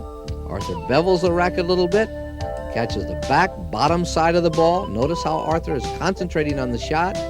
Ball goes up, super. Now let's take a look at a topspin lob. The topspin lob can be hit very hard. You got to get the racket low and then go right up to the sky with the shot. Now you get a chance to see it very, very slowly. Watch how the racket drops down low. Arthur looks as though he's going to drive, but he puts the racket to a near vertical position and raises right up to the sky. That imparts a lot of spin on the ball. When you hit it this way, you can hit it hard. The ball goes up, forms a rainbow, and comes down quickly. You know, you got to practice that lob over and over again. Now remember, a lob is the same as a good forehand, except you turn the racket slightly under the ball as you're raising the racket to the sky. But you've got to practice to find out just how much bevel you need on that racket face. So when you're out there, practice hitting long, maybe 10 feet long. But the next time you hit it, hit the same speed, but just elevate your shot a little bit more, and it'll probably drop in there. That's all Arthur's doing. He's playing scientist out there right now, checking it out so he's ready for match play.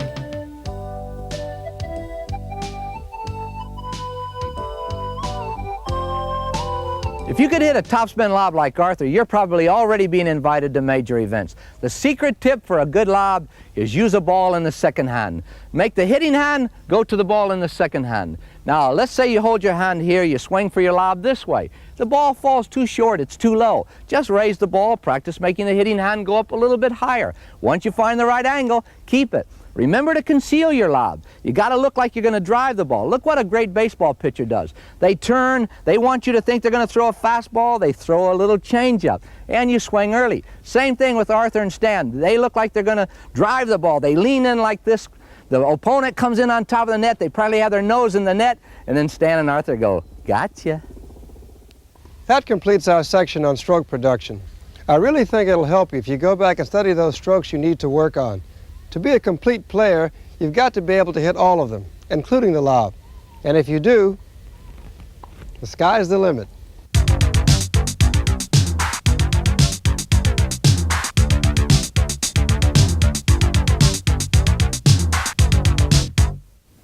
Doubles is a lot of fun and a great test of your overall tennis skills.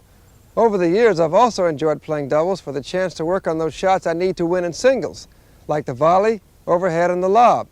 The doubles game calls for special tactics and good teamwork. Here's some tips to help you and your partner win more matches.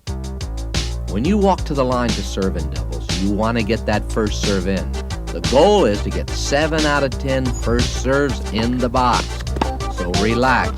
Don't rush it. Shot, partner. Watch where Arthur's standing when he's playing the net. He's in the center of the service box. But as you notice, when Arthur does get into the alley to make the shot, see how quickly he comes back into the center of the court.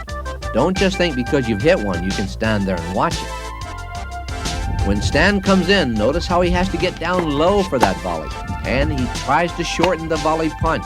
Don't take a long swing on that volley. Arthur comes in, he gets down low for the volley. But remember, Arthur had to really pay his dues. He had to practice getting down. He had a tendency to stay up. So he had to work hard on this shot. You know, a lot of people are a little afraid when they get the first serve in to come on into the net behind that serve. Do you have to do it? Nah. Stan demonstrates how you can serve, stay back, wait for a short ball, hit it, then come on into the net. Maybe it's a lot easier for you to do it that way. You know, this is a common myth in doubles. Whoever has the forehand takes the ball down the middle for the volley. That's not always true. If your partner's been pulled way over to a sideline, you may have to hit the backhand volley down the middle. So don't fall for that trap. Be ready to hit forehands or backhands down the middle. And by the way, always know who's going to take the ball down the middle. You work that out before you play the match. Stan Smith was a great anticipator. He always watched very carefully to see if his opponent was going to drive or lob the ball. Now, if you think they're going to lob the ball and you've looked for that little signal and up it comes, then you start moving back quickly. He can go all the way back to the baseline with ease if he anticipates properly. If you're going to be a big help to your partner in doubles, you don't want to be afraid to poach. If you think your opponent's going to hit a ball that you can reach at the net, go for it. In my opinion, the great volleyers at the net are the people who said, I'll get anything I can get my racket on from net post to net post. Now, if you miss the shot and you have a good partner, the good partner will never yell at you because they know that you made the right play. And keep this in mind, even if you miss the shot, you've let that opponent know that you're not afraid to go. When you're a good doubles team, you have to really work together. For example, Stan is poaching. Arthur, the server, spots it. The minute Stan's foot crosses the center stripe, Arthur's taking the other side. He's covered the weak side. You know, if you're the partner of the receiver, you're not stuck up there. You can poach. But remember, when you do go, your partner's got to watch you, because if your foot crosses the center stripe and you don't get the volley and they hit behind you, your partner's got to be over there to cover for you. After you serve, get into the net right away, because statistics will prove that the team that gets to the net first will control the point 95 out of 100 times. It doesn't mean you always win the point, but you control the point. You have the opportunity to win. The big argument, should I stop as I volley or should I run through the volley? Watch Arthur, he runs through the volley. That way he gets closer to the net, increases his angle over 100 degrees. Now watch it again. Arthur says, run through the volley. Stan says, run through the volley. I say, run through the volley. As a matter of fact, Arthur said he's never seen a great player who stopped every time he volleyed. You know, here's a fun thing to watch.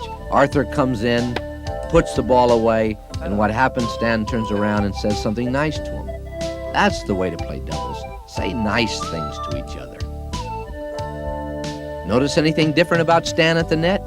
Well, he's going to poach, and look at his position. He's not in a low crouch. You can actually move a little faster by standing up a little straighter. Don't get too low. It'll actually slow you down.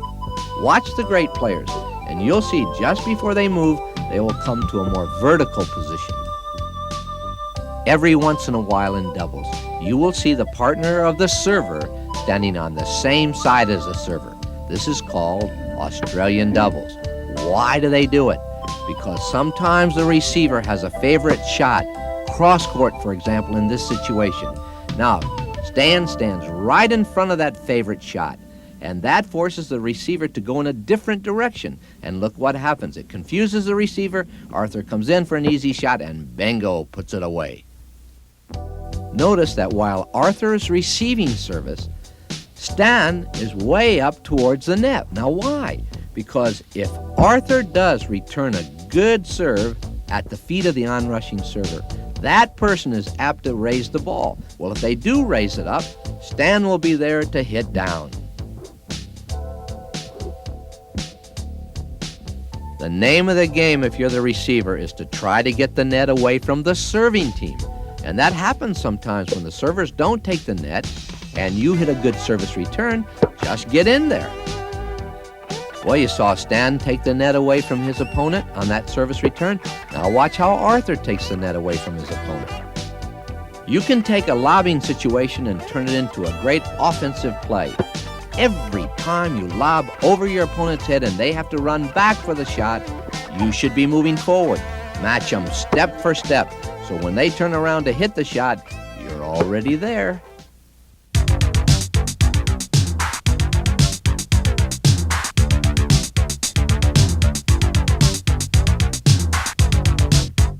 The tactics of serving vary according to what you can do with your serve and the strengths and weaknesses of your opponents.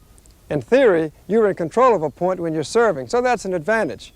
But you have to be in control of your serve for that theory to work in a match. The key to control is spin, as I'll demonstrate.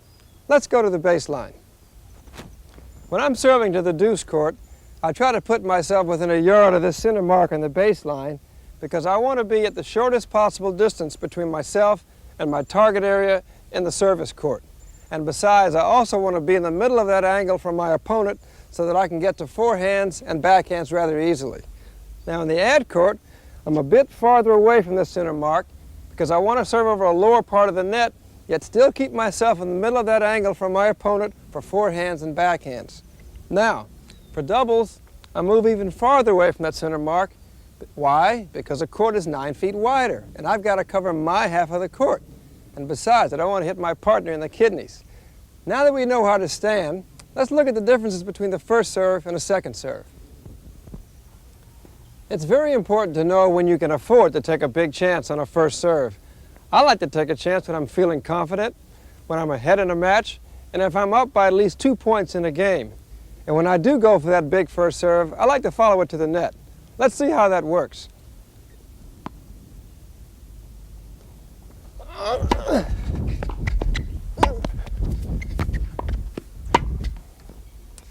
You see, that good first serve put me in position to win the point. Now let's look at a second serve. The last thing you want to do in a second serve is double fault.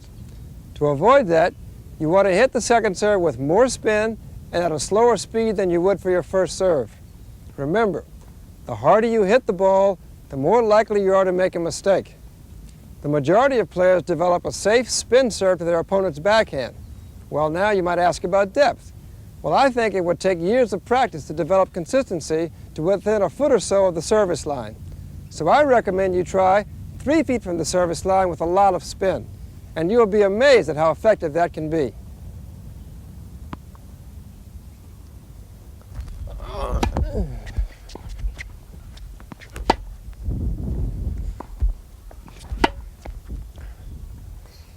Well, that spin certainly helped. But there's another important reason for developing spin on both the first and second serves. It gives you tremendous control and allows you to hit the ball to specific target areas in the service court.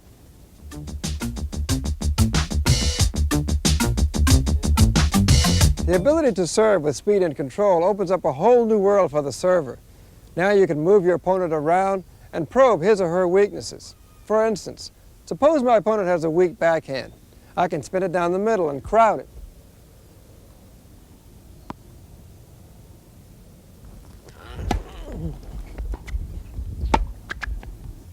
Ooh, that felt pretty good. But now to keep him honest, I'm going to swing him wide to the forehand to open up the backhand side of the court.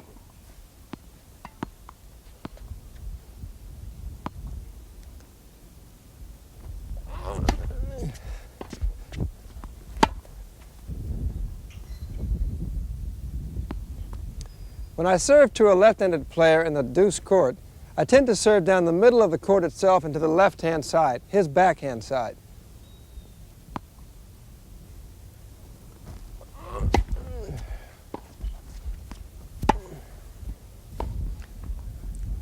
That worked well because I pulled him completely out of court. Now let's look at some serving tactics for the ad court.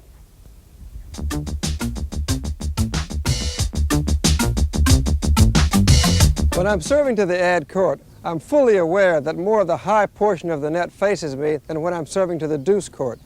So I usually try to put more spin on my serve from this side to make sure it clears the net. My bread and butter serve here is a kicking spin serve to my opponent's backhand. Let's try it.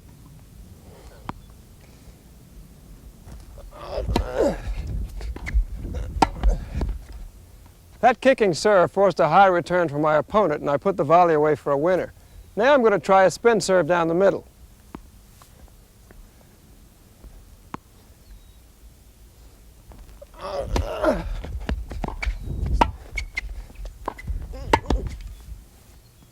That spin serve down the middle forced my opponent to hit his return back down the middle, and I was able to attack that volley.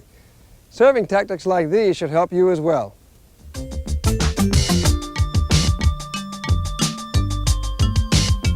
Here are some things I try to keep in mind when I'm serving, and these tips may help you as well. First, I try to be as relaxed as possible. I don't want to be tense when I begin my serve. Secondly, I try to take a couple of deep breaths, again, to relax me and relieve some tension. Thirdly, on a ball toss, if I don't like it, I can catch it. There's nothing in the rule book that says you must hit a bad toss. Fourthly, after serving, I jump back quickly because when I finish my serve, I'm inside the baseline and I want to be behind the baseline for the next shot. And fifth, I don't want to rush between my first and second serve. In fact, I try to allow about 3 seconds between serves.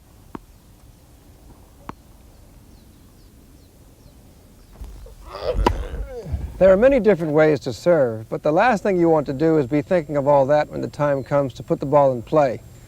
Know exactly where you want to hit the ball each time you serve, and never change your mind in the middle of your backswing. A serve is like the opening move in chess. It gives you a chance to control play and put some pressure on your opponent. Make the most of it.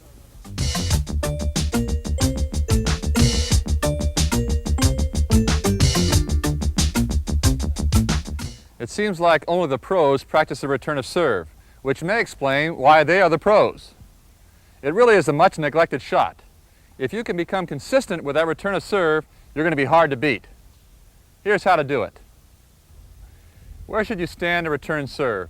Well, it really varies according to your opponent's ability and its positioning. Basically, you want to stand in the center of his capabilities so you can get the ball to the backhand or the forehand equally as well.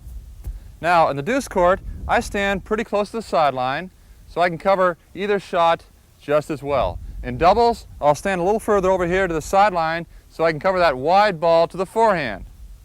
Now, if I'm having trouble returning that first serve, I'll stand 5 or 6 feet back behind the baseline and over to the side so I can cover that wide ball and just try to get the ball back in play. If my opponent has missed his first serve, I'll stand inside the baseline a couple steps, and then certainly the ball will come weaker than it would on the first serve, and I'll really put pressure on him and make him think about what I'm going to do on the return of serve. Now let's look at the backhand side. In the ad court, the same rules for positioning apply. Only the angles are a little bit different. You don't stand as far over against a right-hander in the ad court to return serve. He can't hurt you with that slice serve on this side. But a left-hander can really hurt you with that slice serve, and you may want to stand over here in the alley to get that ball back. Remember, the most important thing is to get the ball back consistently. Once you do that, you can work on your accuracy. Now let's prepare to return some serves. It's a matter of personal choice, but I decided it's better to wait for the serve holding the racket with my backhand grip. I used to wait with a forehand grip because it was easier for me to change from the forehand to the backhand than from the backhand to the forehand. But then I realized about 80% of the serves were coming to my backhand side, and it made more sense for me to start with a backhand grip to return serve. I don't hold the grip too tightly. In fact, I hold it loosely and I'll spin it and I'll breathe deeply a couple times to make sure I'm nice and relaxed. My feet are about shoulder width apart, my knees slightly bent. I don't bend over like this because you can't move very efficiently from here. On the other hand, I don't stand up casually like this because you can't move quickly from here either. I have my racket out in front of me. I support the throat with my left hand. This way I can go to the right or the left just as easily. Why don't you hit some serves at me? To improve my concentration, I try to watch the ball all the way from the toss. I take a little hop with both feet. Most of the pros do this. It gets them primed for action.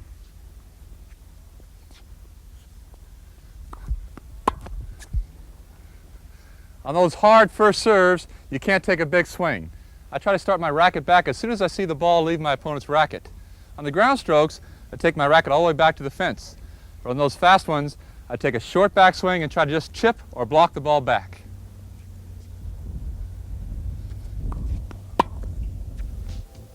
Now let's see the regular ground strokes backswing in slow motion.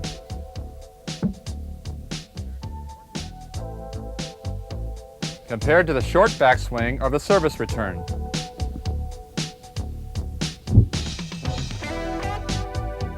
I watch the ball intently on the serve to determine the spin, because that will tell me how the ball is going to bounce.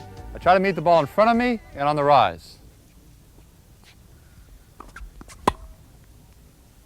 If I get a forehand, I'll try to hit the ball with a little bit of topspin.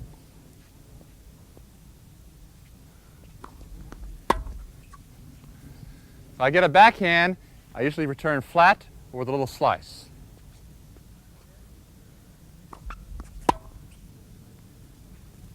On a second serve, I might stand in a couple steps and over to the center to make sure I get a forehand. Or I might start in this neutral position, and as he tosses the ball up, move towards the center and hit that forehand.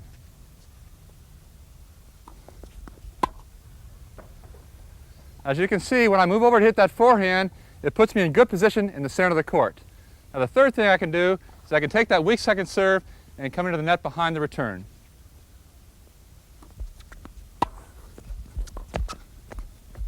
It's hard to stress enough the importance of the return of serve. If you never missed a return of serve, you'd probably never lose a match.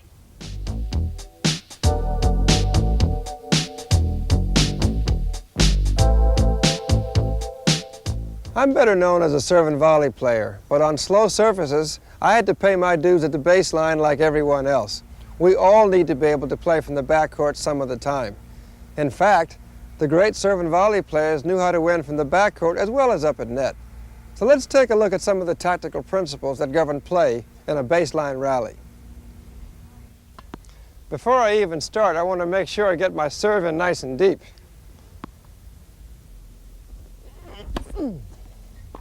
Then, I want to hit the ball 5 times to give my opponent a chance to make an error before I do. And I do that partly by making sure the ball goes at least 5 feet over the net to give myself plenty of margin. And also, while I'm scrambling around, once the ball leaves my racket, I jump back into the ready position. And I'm also not out here just hitting the ball aimlessly. I've got a plan in mind. I happen to know that my opponent has a weak backhand, so I'm going to try to exploit that now.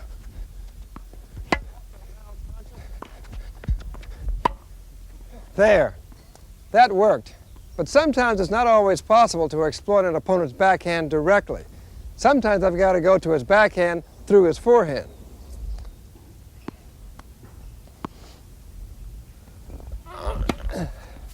Sometimes it's impossible to go directly to your opponent's backhand because it just gets better. Got to go exploit his backhand by going to his forehand first.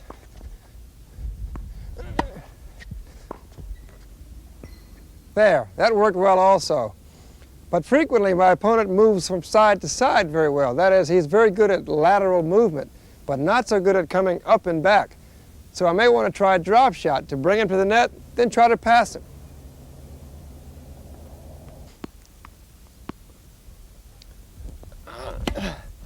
There are a lot of reasons for wanting to possibly hit a drop shot. One is that your opponent just may not want to come to the net. He may be afraid of it. Then 2, you may want to tire him out for later on in the match. It may not work in the beginning, but along about the 3rd set, when you're both tired, all those drop shots will start to pay off. Sometimes it works. But what if your opponent starts to rush the net on you? Well, as a baseliner, you are not necessarily at a disadvantage, but you do have to adjust your strategy to this new threat at the net by counterattacking.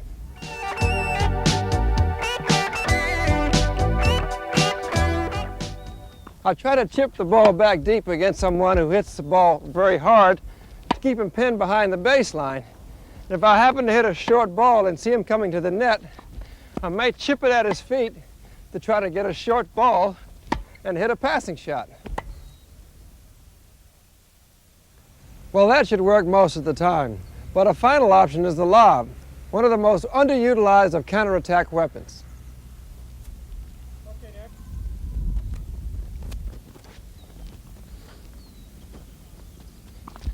With this other option, I get into a long point against my opponent. If he happens to come to the net, what I can do is lob it over his head, making sure there's plenty of height. And I just might get away with it. Players like Bjorn Borg, Chris Everett Lloyd, and many other champions have proven just how effective a baseline game can be. Master your stroke production, use your tactical skills wisely, and it will be a winning game for you too.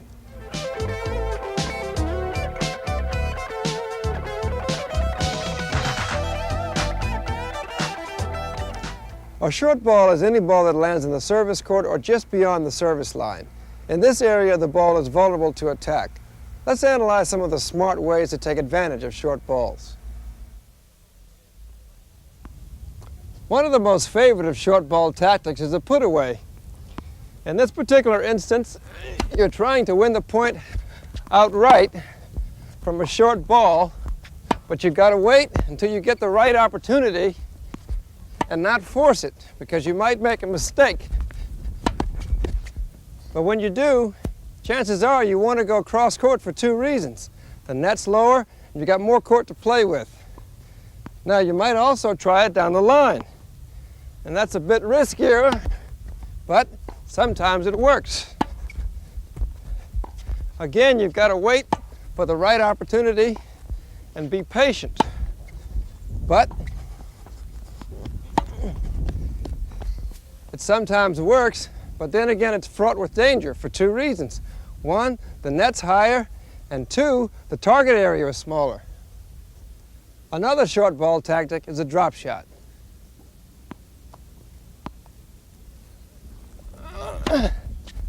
The first thing I learned about drop shots is that you never try it from behind the baseline because it's too risky. You always try it from an area between the baseline and the service line. You're much better off. Your margin of safety is much higher. And secondly, you've got to decide whether or not you want to hit the drop shot cross court or down the line. The same considerations you use for the put away.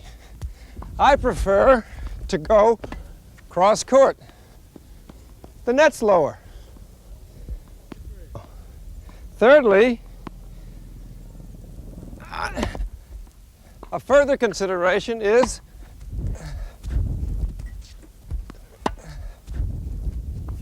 no matter how effective your drop shot is, expect your opponent to get to it. And lastly, a cardinal rule along with not trying one from the baseline, always get the ball over the net, because even a well-executed drop shot that doesn't get over loses the point for you. Another short ball tactic is the approach shot, which is used to get to the net during a baseline rally. And on the forehand, I can actually hit this shot with underspin, topspin, or flat. But I usually choose underspin because it's safer. And the harder I hit the ball, the more likely I am to make a mistake. And placement is much more important than power, so I want to be safe with it. And when I do hit this approach shot, 80% of the time, I'll go down the line because I can place myself to one side of the center service line and force my opponent to hit the ball directly back to me or to the far side of the court, which is at very high risk to him. Now let's look at two approaches from the backhand side, down the middle, and surprisingly, short and cross court.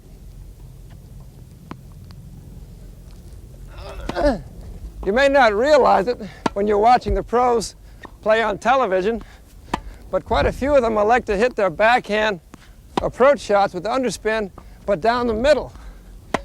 Underspin because the ball is not going to bounce very high, and down the middle because they can place themselves in the middle of the court and try to hit that one big volley.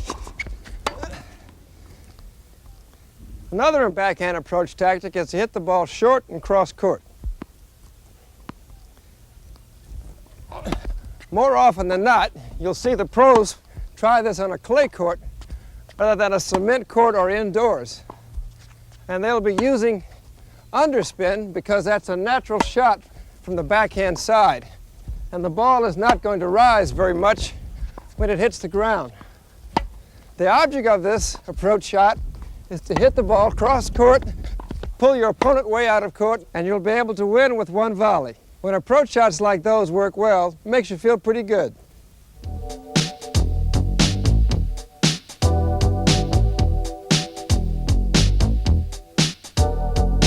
If the volley were the first stroke that people learn instead of the last, as in most cases, more people would feel comfortable and sure themselves up at the net. As it is, this area seems like a strange foreign country to many players. They feel threatened, uncomfortable, and nervous. I like to do something about that, because I sincerely believe that with the right shots and tactics, anyone can play the net effectively and enjoy it at the same time. The two most common ways to get to the net are following the serve and following the approach shot. The basic idea is the same, only the tactical situation is a little bit different. When I serve and volley, I know before I serve that I'm going to rush net. I plan in my mind where I'm going to serve it, and that tells me how I'm going to follow it in.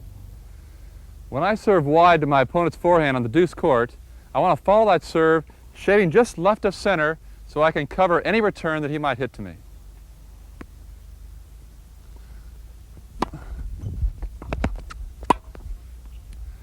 Now that's one tactic, serving wide to the forehand. The other one is serving right down the middle to your opponent's backhand. And hitting that serve, you want to come in right behind your serve, right down the center, so you're right in the center of the court, ready to hit either volley.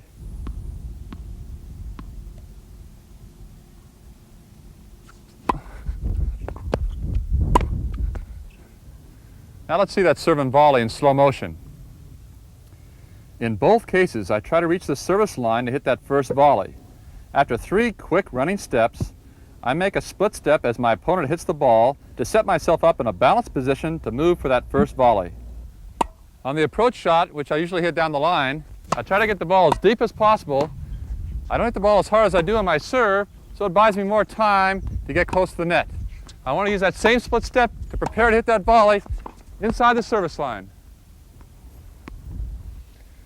If a second volley is necessary, it should be a put away if the point has gone my way. Now I'm looking for an attempted passing shot from my opponent. And if I hit my first volley aggressive enough, the second one should be an easy put away. Footwork is extremely important to get you in good position for that second volley. This second volley position is also an ideal time to try to hit that drop volley. If my opponent's been pulled wide or is off balance behind the baseline, I'll occasionally hit this touch shot to win the point outright.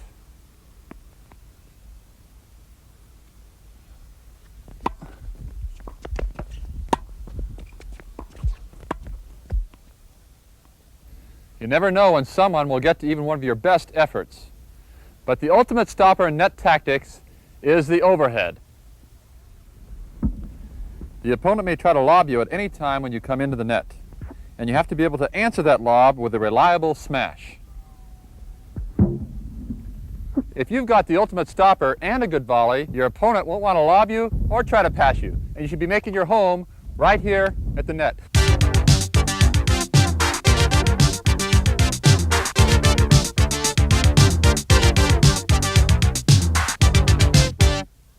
You know, everybody wants to play better tennis, but you have to pay your dues. You have to get out and hit with the new system over and over again.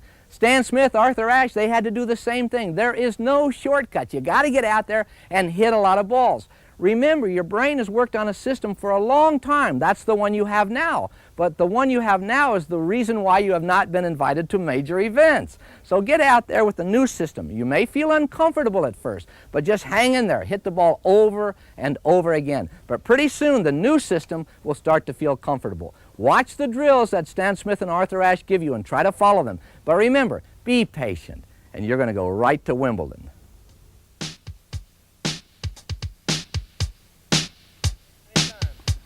This is a 2-on-1 drill. The purpose of this drill is to make your opponent on the other side of the net run side to side on the court. It's simulating match play where he's trying to hit passing shots, but only into the singles court. He's got to get every ball in the bound one bounce if he can. That's it. As he runs for it, it's simulating trying to hit passing shots in a singles match. He's got to try for every ball, whether it's in or out. He's got to get to every ball on the first bounce. Come on there, Annie. I'll guarantee you, after just a few minutes of this drill, he's going to be begging for mercy. Oh, good shot.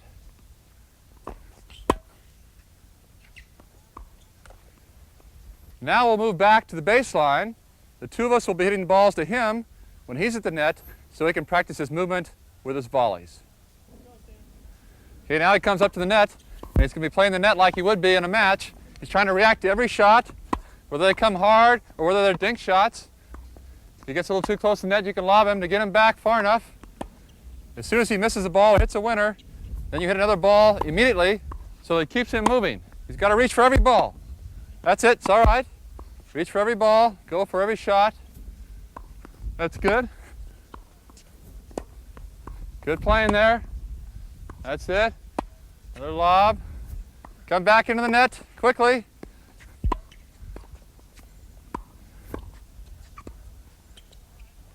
Okay, that's good movement. All right, after they've done this, both at the net and the baseline, they're going to be ready to play that match.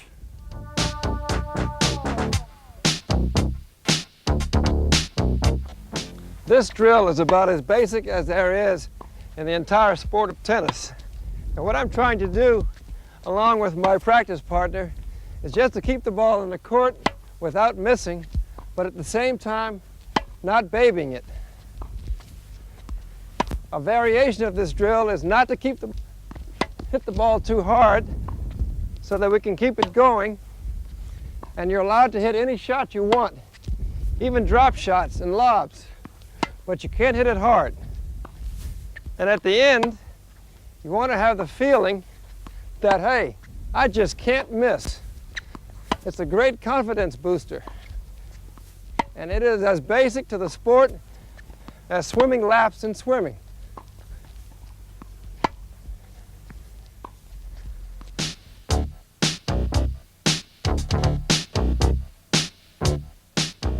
This is a lateral volley drill with one man at the baseline standing either in the forehand corner or the backhand corner, and at the man at the net alternating forehands and backhand volleys. It's like this. There we go. He's got to move either side to get the volley. It's a tough drill to do. He has to keep moving all the time, stretch those volleys, then recover. Sign of a great player is one that can recover quickly and get back in position for the next shot. That's good volleying.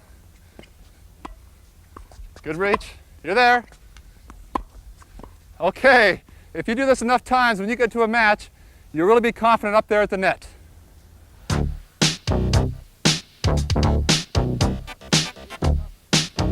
In this next drill, we're trying to get the ball to land between the service line and the baseline.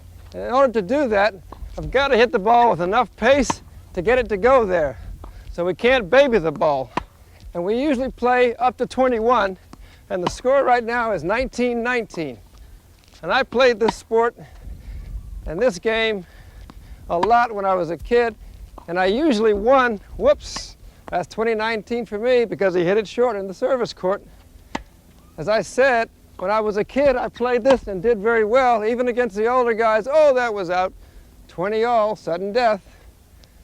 Even against the older guys, I could do well if they didn't hit the ball too hard.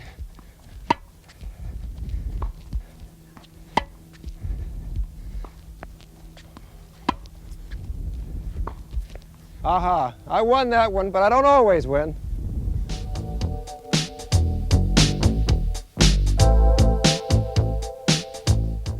This is the overhead drill. One player's at the baseline and the other's at the net. The key to this drill is he has to touch the net after each overhead that he hits. You start with some easy ones. Get him used to it. And as they get used to it, hit the ball a little bit deeper. Really make them move.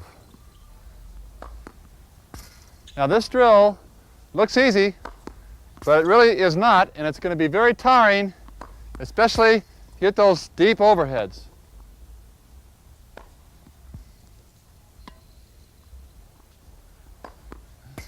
Okay, a lot of people don't practice their overhead, but if you did this drill every day, you would have a great overhead in just a couple weeks.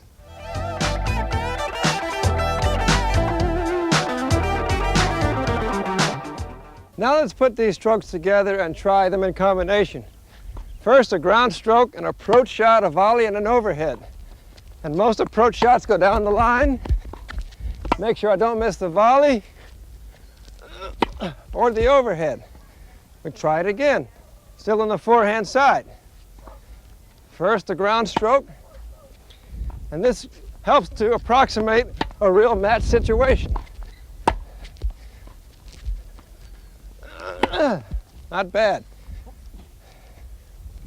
One more time.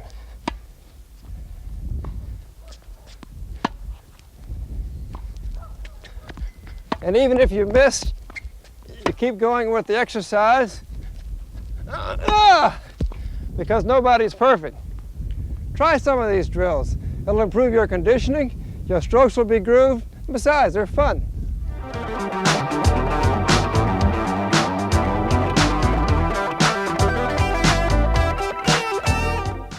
Whether you're a kid growing up in a big city or a senior citizen out in a rural area, there's a place for you to learn tennis and a qualified instructor to help you get better at it. Schools, colleges, camps, public parks, tennis centers, resorts. They all offer opportunities to help you enjoy it more and to play it more effectively. So if you get a chance to take a lesson from a qualified teacher, whether in a clinic, a group lesson, or an individual lesson, I urge you to do so. Now here's Vic with some ideas about how you can get the most out of that lesson.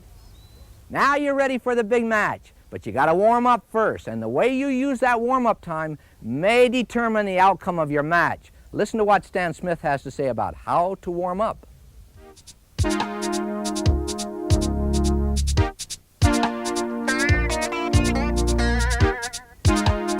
A lot of players warm up not by hitting balls, but by chasing them. They hit from the furthest distance they'll have to hit in the whole match instead of practicing the short shots. Let me show you a better way. Let's hit some. You know, in basketball, when you watch the players warm up, they start with layups. They don't start shooting from mid-court. Well, in tennis, you want to do the same thing. You want to start nice and close to your opponent in a mini-court drill. In this drill, you have your short backswing, but still a long follow-through towards your opponent. Now, this helps you develop your eye racket control. We do everything in life with just our hand, and sometimes we don't get the right position of having the racket distance away from the ball. By doing this drill, you'll get the feel of the ball and the strings and help you develop the rhythm for your strokes. You'd also get nice touch and control, which is really more important to you when you play tennis than power. When you do this drill, make sure you move your feet, don't get lazy, so your feet are in the exact same position as they would be when you're hitting the ball with the long strokes from the baseline. After hitting about 10 balls with this mini tennis form, gradually move back and start hitting some forehands and some backhands from the baseline. Once you get back to the baseline, you can work on hitting forehands and backhands just like you were at the net, but this time, of course, you're hitting the ball deeper and higher over the net. After doing the drill at the net, you should have more confidence and hit the ball more solidly in the center of your racket. Now, once you get a short ball, you should take that ball and come to the net and practice your hard volleys. It's important on the volleys up here to watch the ball very carefully because you're very close to your opponent. You want to watch it hit your racket, hopefully right in the center of your racket. Keep your arms out in front of you so that you don't hit the ball behind your body, and you'll really feel a lot more comfortable when you get into the match after doing this. Be sure to ask for some overheads. In hitting the overheads, don't want to try to hit the ball too hard, but just keep it nice and relaxed and hit the ball for placement. You've got to move your feet, get sideways and get your racket back quickly, and just go for those nice, smooth shots into the corner. After you've done that, you can come back and practice your serve. The most important thing about your serve is you don't serve too hard too soon.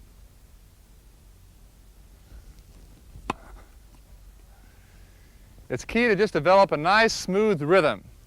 So you'll be able to have that rhythm when you get into a match, and you'll have confidence.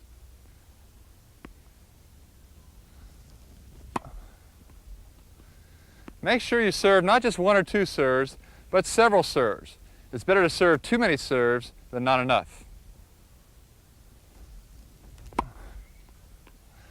Now, once you serve several serves, you can start working on your pace and your accuracy, just like you would be in a match.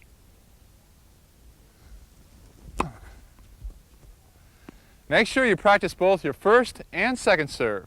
That second serve is really important, particularly when it gets tight in a match.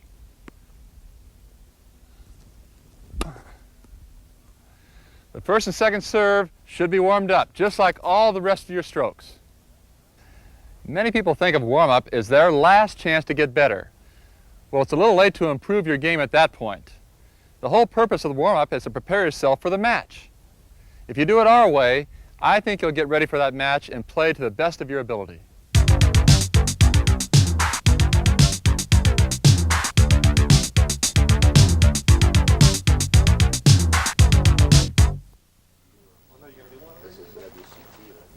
Well, we've talked about the mechanics of the game and strategy. Let's get to the inner game of tennis. Arthur and Stan, I know I started playing tennis when I was caught in a theft. I was stealing tennis balls. Now I want to know how you guys started. Well, I started on a public park because my father was a caretaker for a very large playground in Richmond, Virginia, and a house came with the job, and I lived about 4 yards away from 10 tennis courts, and there was an Olympic-sized pool, 2 basketball courts, 3 baseball diamonds, 2 football fields, and a utility field. That's where I lived until I was 17. How about you, Stanley? Well, I started playing when I was about 11 or 12, and my mother took me up to this park, and I played there a little bit. Then some people in Pasadena formed the Pasadena Tennis Patrons, and that was the opportunity to get me some really good coaching. They hired Pancho Segura as a coach, and he's one of the great strategists of the game, and we played with him for hours on Saturday morning at Pasadena High School. The better players would get to play with him, and then we would also teach some of the kids there. The better players of us would teach some of the young players that came out. You know, Art, sometimes you're considered the Jackie Robinson of tennis, and you made some big breakthroughs, and you made it sound like, you know, you kind of had an easy entry point into the game. Was it really as easy as you talk? No, it wasn't quite as easy. Of course, I think, obvious to me, that Althea Gibson, who was the first black player to really crack through the sport, was more of a pioneer than I was. She played at Forest Hills in 1950. And I think she paved the way. And she was from the North, and she was able to withstand the pressures of being the only black player out there. I had some problems solely because I was brought up in the South, and the integration days had not come upon us yet. And so I literally had to leave my hometown and my home state in order to play well. And in leaving, my tennis got better, but of course I didn't like the fact that I had to leave. But it was probably the best thing for my tennis. Stan, you know, you talk about getting started in a game, but I remember when I was in Las Vegas once, and I watched you play Gonzalez in the finals once. It was a very windy day, and at that time you're kind of chipping the backhand coming across, and the wind was blowing it wide. And I made the comment, I was doing the TV, and I said, Jesus, Stan, I had a topspin cross-court passing shot. I think he'd really be terrific. So I go out to the LA Tennis Club couple, 3 days later, and you're bouncing balls working on a topspin backhand. I can't remember, it's about 73 or 74, something like that. So you've always had that practice ethic? Well, Vic, I always listen to you. You know, I heard you whispering there in the background, so I decided that I had to work on my game. I don't think I was as talented as some of the other players, and so in Pasadena, they really made us work. We'd have to bring a jump rope to class on Saturday mornings. If we were late, we'd do wind sprints. We do wind sprints anyway. We do calisthenics, and then we work on drills, cross-court forehands, cross-court backhands, down-the-line backhands. We'd have a box of balls. We'd hit a bunch of serves. And so they instilled in me the fact that you really had to work on your game, and that kind of continued with me my whole career. You guys talk about the work ethic, and I know a lot of people who work hard, but they haven't made it. So what's the difference between a champion and a person who works hard? Well, there's a certain degree of talent that is required to become a champion. But I think that also some people work hard, but they have no direction with the way they work. They will go out and just hit balls randomly for 6 hours and say, gee, I played 6 hours today. But I was always taught that try to have a purpose in every ball you hit, either a target area in the court or a type of trajectory of the ball that you should hit. And so you'll get a lot out of your time that you spend on the court and not just hit balls. Same thing happened to us, because when I was at the home of my tennis mentor, Dr. Walter Johnson in Lynchburg, in the summers, there was only one court, and there were about 8 or 10 of us. And so with one court and 8 or 10 players, you had to maximize the use of your time. And he also had a sign hung up in the locker room, the basement of his house, which was a correction to that adage that everybody's heard of, that practice makes perfect. His sign says, correct practice makes perfect. And I learned, as Stan mentioned, that you must work hard, but you must work hard with some sense of purpose in order to make your tennis succeed. And it worked for me.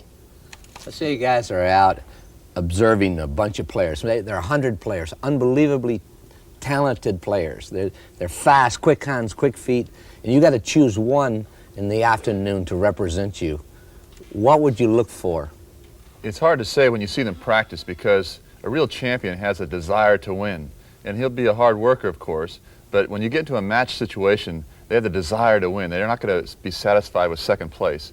And that's hard to see on a practice court, but I like to see a person who's going to be quick, who seems to have some sort of discipline, and that really has the desire to win when they're on the court. I look for athletic ability overall. I think 70 to 80% of success in tennis is dependent upon the feet. If you cannot move, all the great strokes in the world are not going to help you. And then I look for hand-eye coordination. Does that person look as if he or she is wielding the racket with some ease? And then, as Stan mentioned, if the mental discipline and the determination is not there, well, then the fast feet and the hand-eye coordination may not work, because they'll get flustered and just may not be able to produce. But I first look for the feet. So you guys are now mechanically in great shape. You're making the right decision. You practice all the things. But every once in a while I hear you guys talk about being in the zone. What does that mean?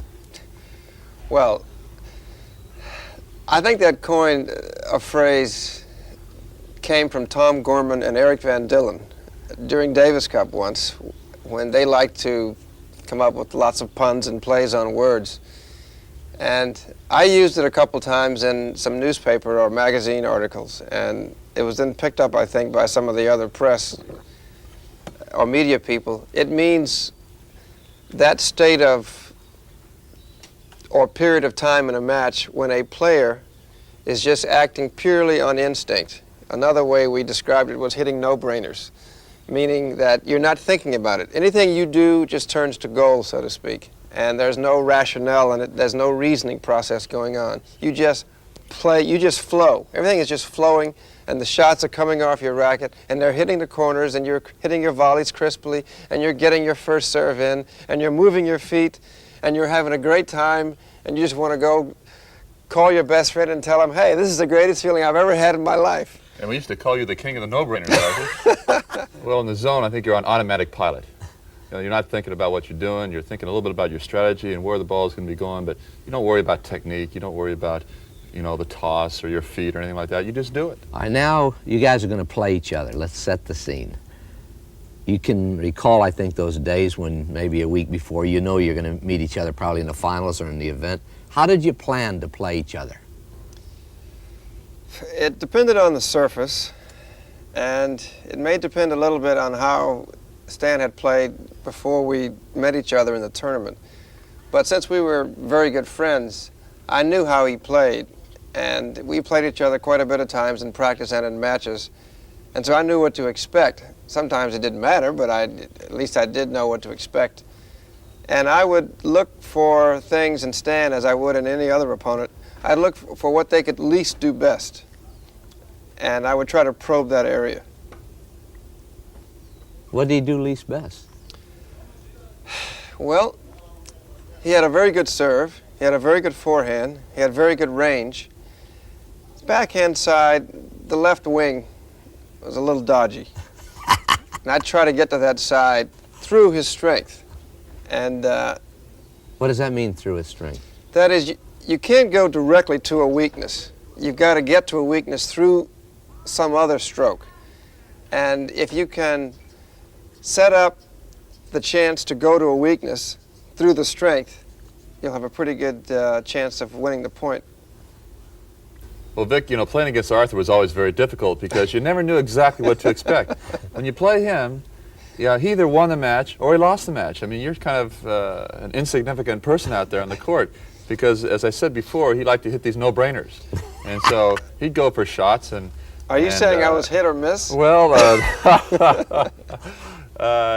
he would determine the outcome of the match. But basically, you want to try to keep him off balance because if you got in the groove and you start hitting those shots, time and time again, you really had little chance. So you want to try to keep him off balance and serve a bit more to the forehand to make him hit those forehands because his backhand was deadly.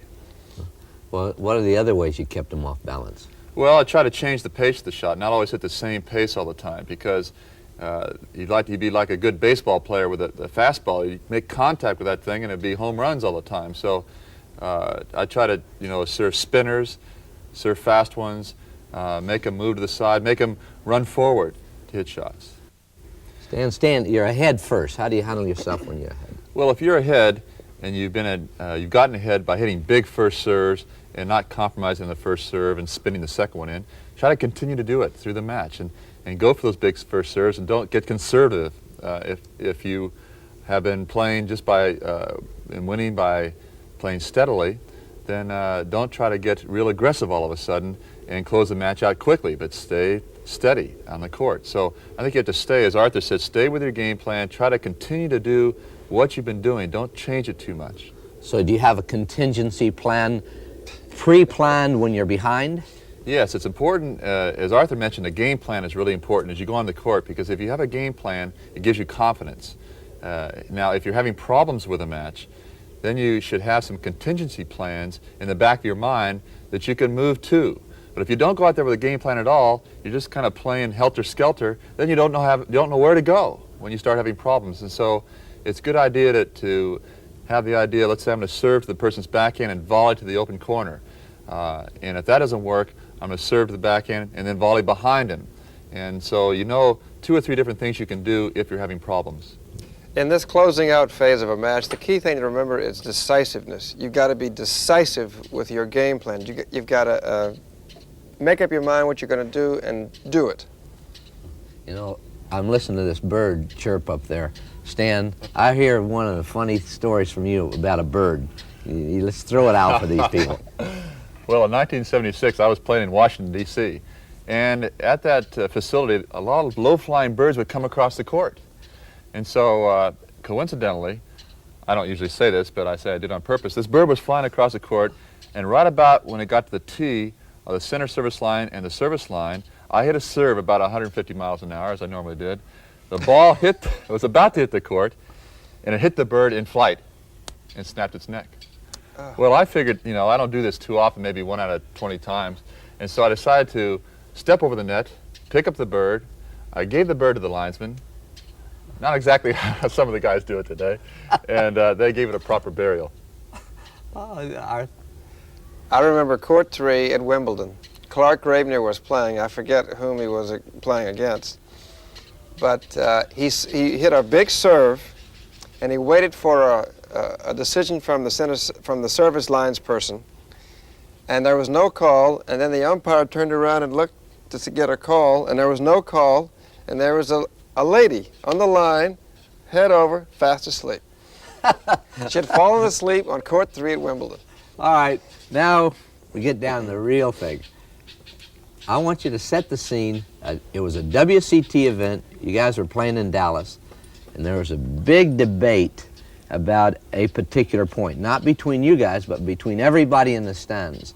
It was a wild point, and it was a major point and a turning point in the match. Can you set the scene for us, Art? I think, as I recall, that I was at the net, and I hit a drop shot or a drop volley, and Stan came running in furiously, and he hit the lob over my head, and he eventually won the point. and there was some contention as to whether or not Stanley got it on the first bounce or not. And no one was quite sure. It's the duty of the let court judge to tell whether or not it's not up or not, whether the ball was gotten on the first bounce. And after Stan won the point, the umpire wanted to ask Stan, well, he wasn't sure. Well, did you get it or didn't you? And so I just asked Stan, I said, well, did you get it? And Stan said, yeah, I got it. I said, well, if Stan says he got it, then he got it. Well, that was a great one-liner, and it stands because we don't often see that in tennis today, and that's a lot of class. You had a lot of confidence in what you had to say. How did you feel when he asked you that question, Stan? Well, he puts you on the spot. Normally, the umpire has to make the call, but at that point in time, you know, Arthur and I were good friends, and it was a very crucial point in the match. It was very near the end of the match, and we played a good match, and I thought it was particularly good because I was winning. But you know, when I got to the ball, I wasn't 110% sure I got to it, but I thought I had gotten to it, so that's all I could say to Arthur. Well, it's pretty interesting that you guys are playing for big bucks and you're good friends, and at the same time, Arthur takes the call. That shows some class. Well, it really was nice of him to accept that. I mean, I could see players today not really accepting that quite as gentlemanly as Arthur did, but those are things you like to look back on and hope that you won matches honestly. You know, as a coach, I teach a lot of adults and a lot of kids, and I really would hope that more and more people would listen to your story and start imitating some of the approaches that you two have taken and really play it your way. You know, I've been teaching tennis for over 40 years. I've known Stan and Arthur since they were teenagers. They have contributed so much to this game. So when they talk about the game, I stand up and listen. They've done it all. But you know, I've always heard that to be a great champion, you had to be some kind of an animal. You had to have hair on your tongue and growl. But you know, these guys aren't like that at all. They're intelligent, they're fun to be with, they study the game, they have friends who have lasted for 20, 30 years. That's a beautiful thing about these particular people. So I would suggest to you that you pay your dues the same way they paid their dues. You got to get out in the court and try things. Have some fun. Be very patient. But don't take too big of a bite, because if you try to do too many things, you're going to overload the system. Just take one little point they've talked about. Go out and experiment with it. Maybe sit in the living room, sit on the couch, and just think it through for a while. And then go out and very patiently you try these things and experiment. But in the end, physical laws dictates what happens to a ball, what happens to your success. And Arthur and Stan have to honor these points too. But while you're doing all of these things, laugh. Have some fun. I always say, laugh your guts out. Laugh and win. You're going to be famous by Friday. Good luck.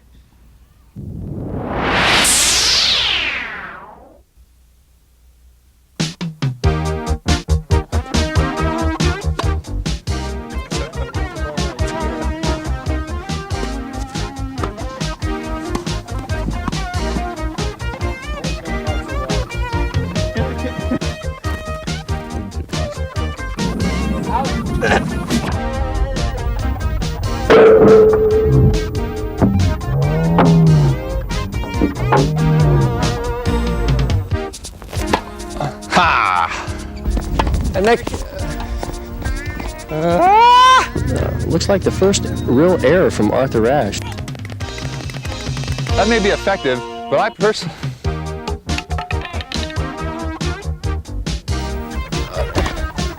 You may not realize it when you see the pros playing on television, but when they're hitting their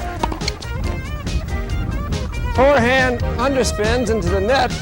To improve my concentration, I try to watch the ball all the way from the toss. Good kick. 3 quick tips on the volley. Number 1, always make that racket head and get the flies off your nose. Could you pick it up? It's a gnat, yeah.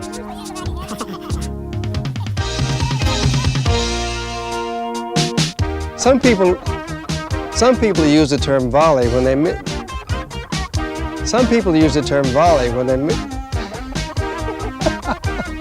Come on, I can really get it, but I really mean rally. One take.